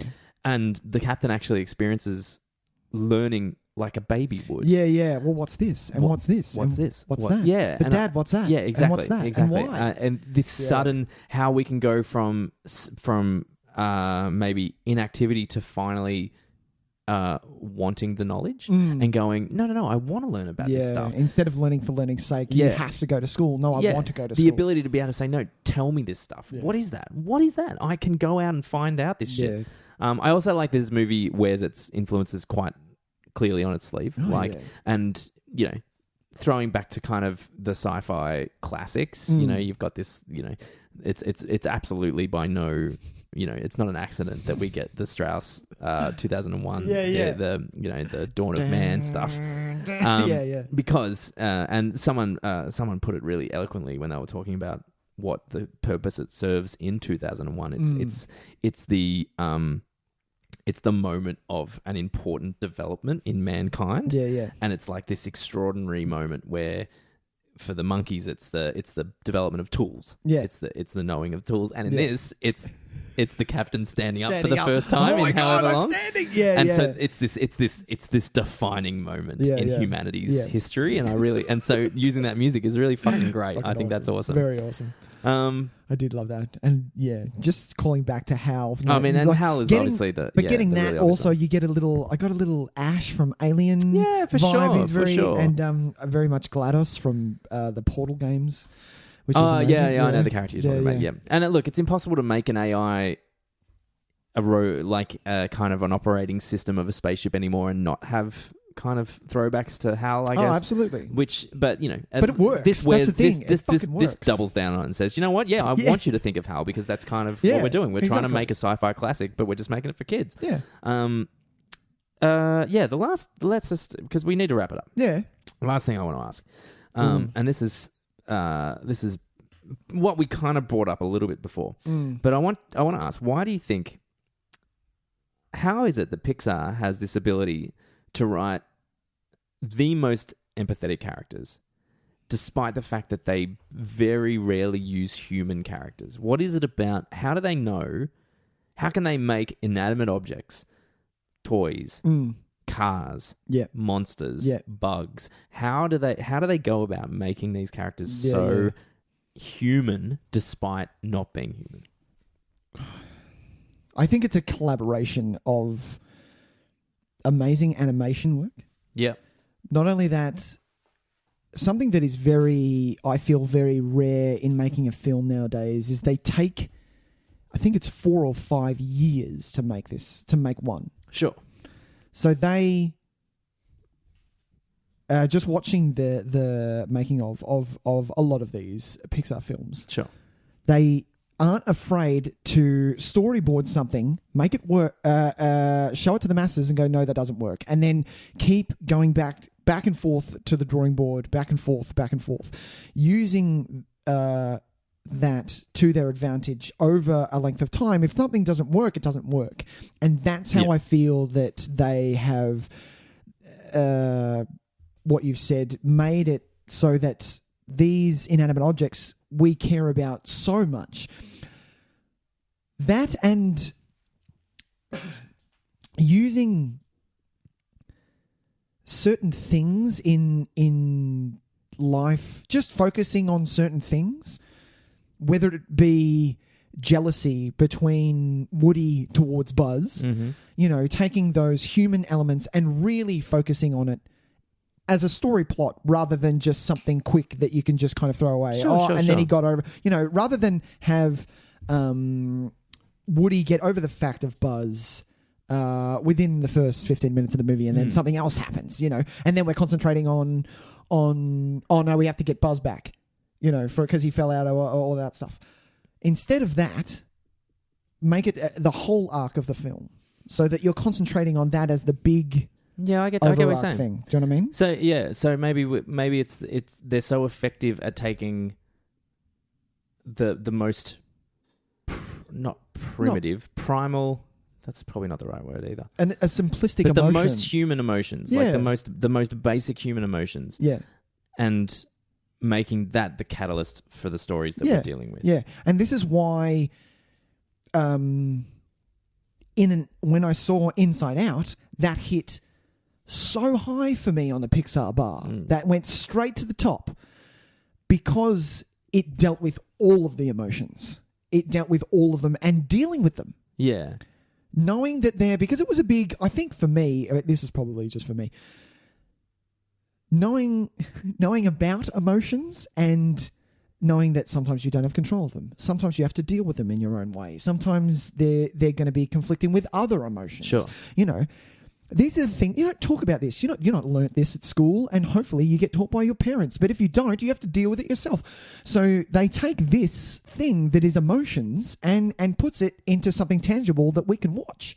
You know, and go, fuck, yes, I feel that. So maybe if I was a kid that didn't understand emotion. Love, WALL-E. Maybe I'd show them WALL-E and say, well, what does this make you feel? Yeah, when or you just see... a connection. Yeah, it doesn't have to be love. To it can be a connection. Yeah, I get what you're saying. Yeah. Yeah, they've got an uncanny ability to just to imbue these inanimate objects with the most perfect representations of human qualities. Yeah. And they're clean and they've been thought out for so long. And look, we're not going to have, WALL-E's not going to be... WALL-E isn't the kind of character where he's going to fall in love with Eve and then 2 weeks later think, oh, mate, I've made a big mistake. Yeah. I'm not ready for this kind of commitment. Yeah.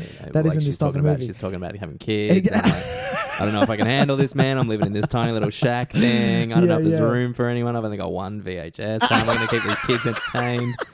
We don't have to worry about that kind of stuff in this, because there is this simplistic kind of ideal where it's just like, instead of the things that humans need to have to feel realistic, we can make it about the bottom line, about the resulting emotional connection. What are we talking about? Are we talking about love? Here it is. Are we talking about family? Yeah. Here it is. Are we talking about belonging to a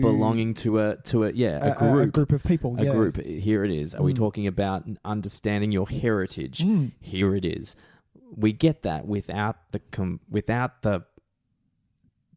baggage that human beings bring to each of those things. Yeah. So maybe that's where it is. Yeah. Maybe, but you're right. Above all else, it's just that they are the best writers in the biz. Like I don't. This is why them getting an Oscar isn't a thing. It's not a thing. They are the best at what they do. We expect it because they come out and they release consistently, amazingly good quality stuff. Yeah. And even their worst films are pretty great. Pretty great. I've only seen Brave once, and it was still good. Brave is a good movie, man. Yeah. But I don't have an urge to watch it again. Yeah, but exactly. It's great. And look, every now and then, other companies like DreamWorks will have a winner. Like I think How to Train Your Dragon. Even the second one, I think, might be a little bit... I might have enjoyed that a little bit more than the first one. Yeah. But, really... But Shrek hit it on the nose for a while. The first Shrek is near unwatchable now, by the way. Oh, is it? Yeah, because it's like it's a time capsule, man. Is it? It's everything about it. I need to watch it. It's like watching one of those Seltzer... What's his name? Parody films, like Date Movie. Every single reference in Shrek is gone. 1999, 2000, and you're just kind of like, what are they talking about? But I love Shrek 2. No, I love Shrek 2 too, because it's got Puss in Boots in it. Yeah, he's my favorite. But I just love that. I am Puss in Boots. So other companies will hit a winner every now and then. Yeah, but it's very rare that you're as consistently. As, they have a writing. This group of writers and directors, and they've had just so much luck with people like Andrew Stanton, Brad Bird, John Lasseter, Pete Docter, like fucking geniuses. That's and why I was really upset that what was the Inside Out was up for was it last year? Did we talk about this no, I can't remember, man. No, it wasn't. It was before we had the podcast. Inside Out was up for Best Original Screenplay. Sure. And I was pissed that it didn't win, because that was beyond anything. It was not only have a script where you're talking about emotions, but this film is going to help kids recognize their emotions. Oh, I'm feeling angry. I need to go do this for a bit. Look, I think... And it's okay to feel sadness, I take solace in the fact that these kind of movies very rarely would even be considered for that category. Yeah. And so the fact that it is nominated and so widely appreciated that it belongs in that category, I think is a victory for those kind of for these kind of films. We're talking about a kids movie studio. We're talking about movies that really don't need to be as complex and as good as they are, because kids will enjoy some bad fucking shit. Yeah, you give them 70 minutes of pretty colors and a story that just has momentum, and they're some fine. repetition. They're fine. You'll be fine. We're blessed to have these movies that are so much more than what they could be. Yeah, that is on the nose. What were you going to say? You did it wrong again. Oh, did I? On the nose is bad. Is it? Yeah, it's like it smells. This doesn't smell. I know what you want to say. Like hammer on the It's hammer on a the hammer head. on the head. Yeah. Okay. Like hitting a pinpoint. I get you. Okay, fine. Think of on the nose smelly bad. Okay. Oh, it's a bit on the nose. That's it. That's how you say it. I Okay. like it. All right, I like fine. it. With that though, Yeah. maybe we move on. I I think we're done. we've covered it pretty well. That was Wall-E. That was Wall-E. That ending. Can we just a quick? Yeah. Not to reiterate, but your heart literally jumps into your throat with how fast Eva is trying to put everything together. Oh, and and I love the last little moment where she shoots the hole in the roof, like the dedication. There's the roof. Yeah, like so it's, fast. it's fucking great. Yeah. It's really. But yeah, great. Wall-E. If you haven't seen Wall-E, or if you aren't a Pixar, if you're not, because I know there are some people who don't watch kids movies. No, I'm an adult. Why would I watch that? Which to me, I do that sometimes. I'm not going to watch Happy Feet or Happy Feet's okay. What's no. What's the newest one? Boss Baby. I'm probably never going to need to see. I'm not going to see that. Am I going to see the Lego Movie? Sure. But I think there are some that are, no matter what your aversion to it might be. Yep. There are some that are worth just kind of trying out because they may take down your defenses. And look, they might not, and that's okay. Like, I think that's okay. In my head, if there is someone who is older than 30 who hasn't experienced the Toy Story trilogy, I feel you are missing out on life. I would agree. Yeah. You are missing out on life. There's a different thing in that though, because it is such a while that is a kid's movie, it also kind of reflects perfectly on a certain generation that we're pretty close to. Yeah. Taps into if you played with toys. It just taps into growing up in a certain era. Yeah. Anyway, that's a conversation for another podcast. Different podcast. But next up, Tyson, we're going to cross some streams. We are going to cross some streams. Oh, Jesus. Did you like that? That was a good one, man. I like it. It was committed. You really went for it. Thank you. I'd like to thank God. I'd like to thank my parents for bringing me up this way. They've done a really good job.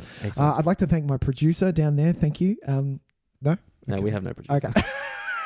Moving on. We're definitely not. Do you have one, Tys? Because I've got mine. Yeah, you do yours first. I'll do mine. Okay, so Tys can keep looking. Mine, I've mentioned it in passing, but it is on Stan, and I didn't actually realise that it was on Stan. So it is on Stan, and that's Michael Jackson's Journey to Motown, which is the... You've done this one. No. Have I? No, I haven't. Have I? No, I've talked about Bad. I think we talked about this while we were talking about the Bad documentary. I watched Bad, and I was mentioning that this is the better documentary. Sure, and then I realised that this is on Stan. Great. Which is a big thing because you can't actually buy these documentaries. They don't sell them on Amazon or JB Hi-Fi or anything like that. The only place you can get them is the Michael Jackson website. Right. Which I think is boss. Well done. So yeah, the fact that it is on Stan and it is the better of the two, I don't know, I have to watch Bad again. Sure. Please watch it. It's such an insight to even if you don't know Off the Wall, because it is a documentary of Off the Wall.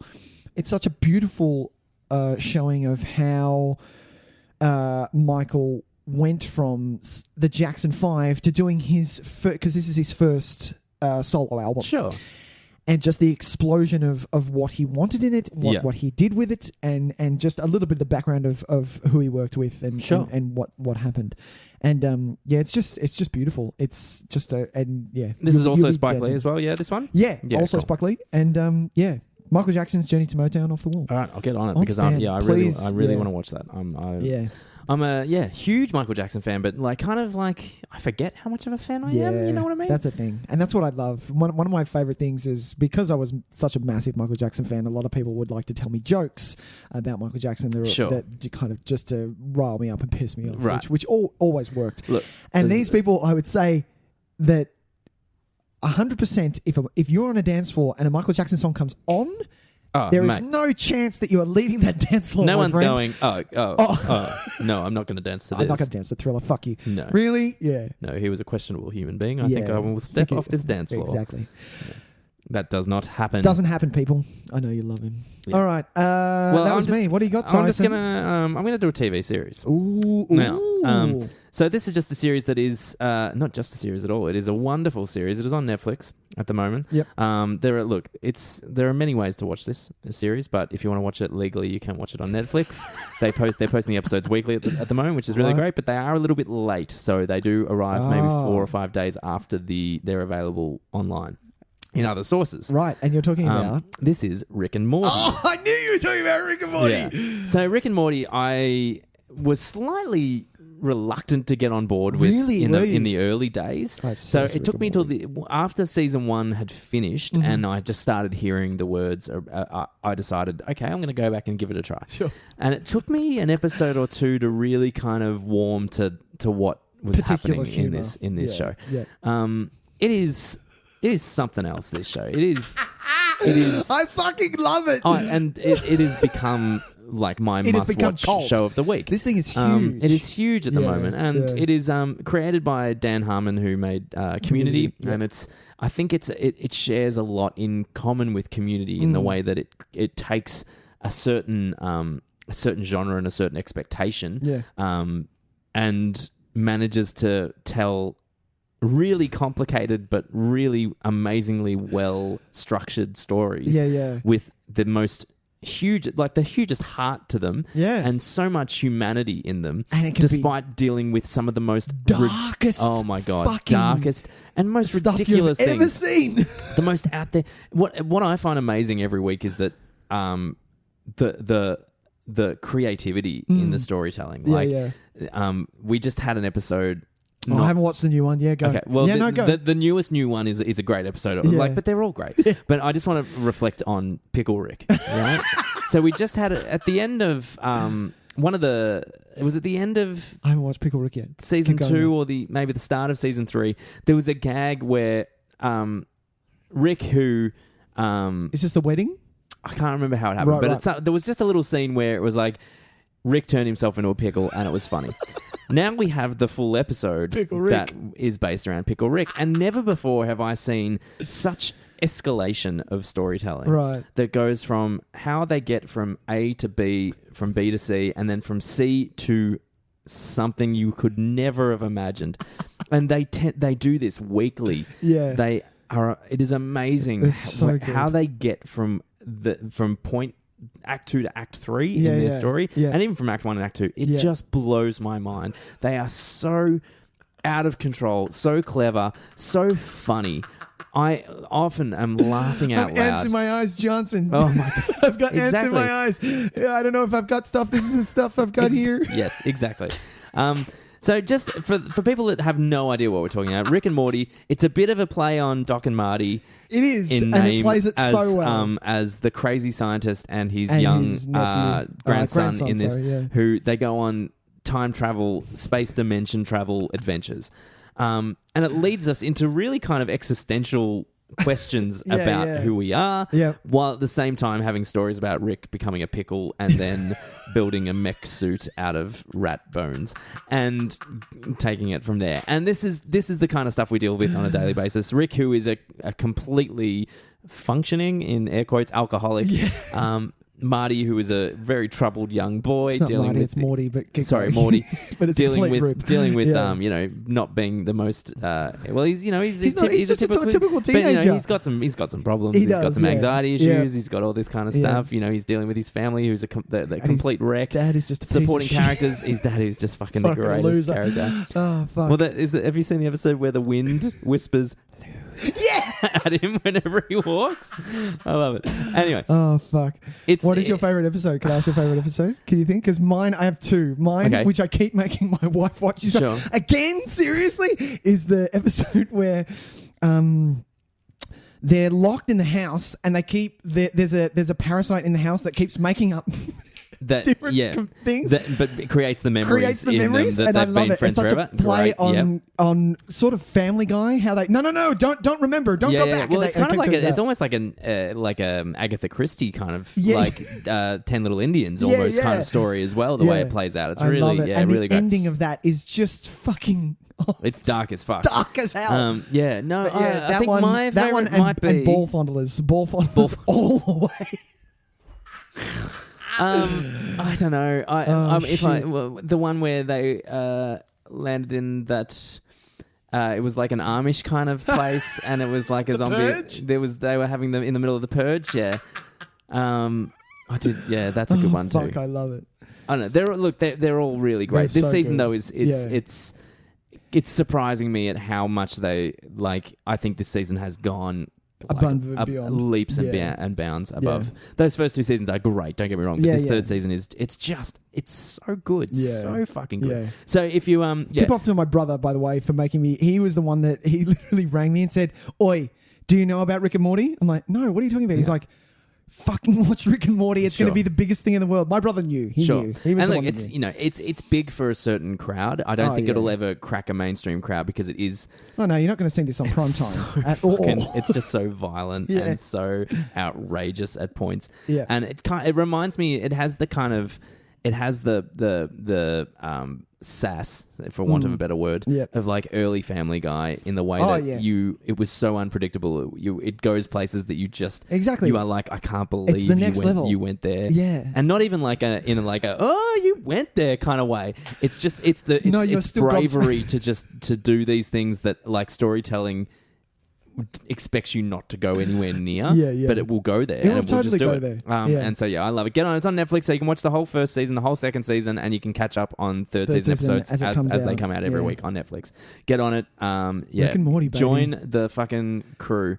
I'm even I'm on the Rick and Morty memes page on Facebook, and fuck man, at least once a day I get a good laugh out of that fucking thing. My eyes, Johnson.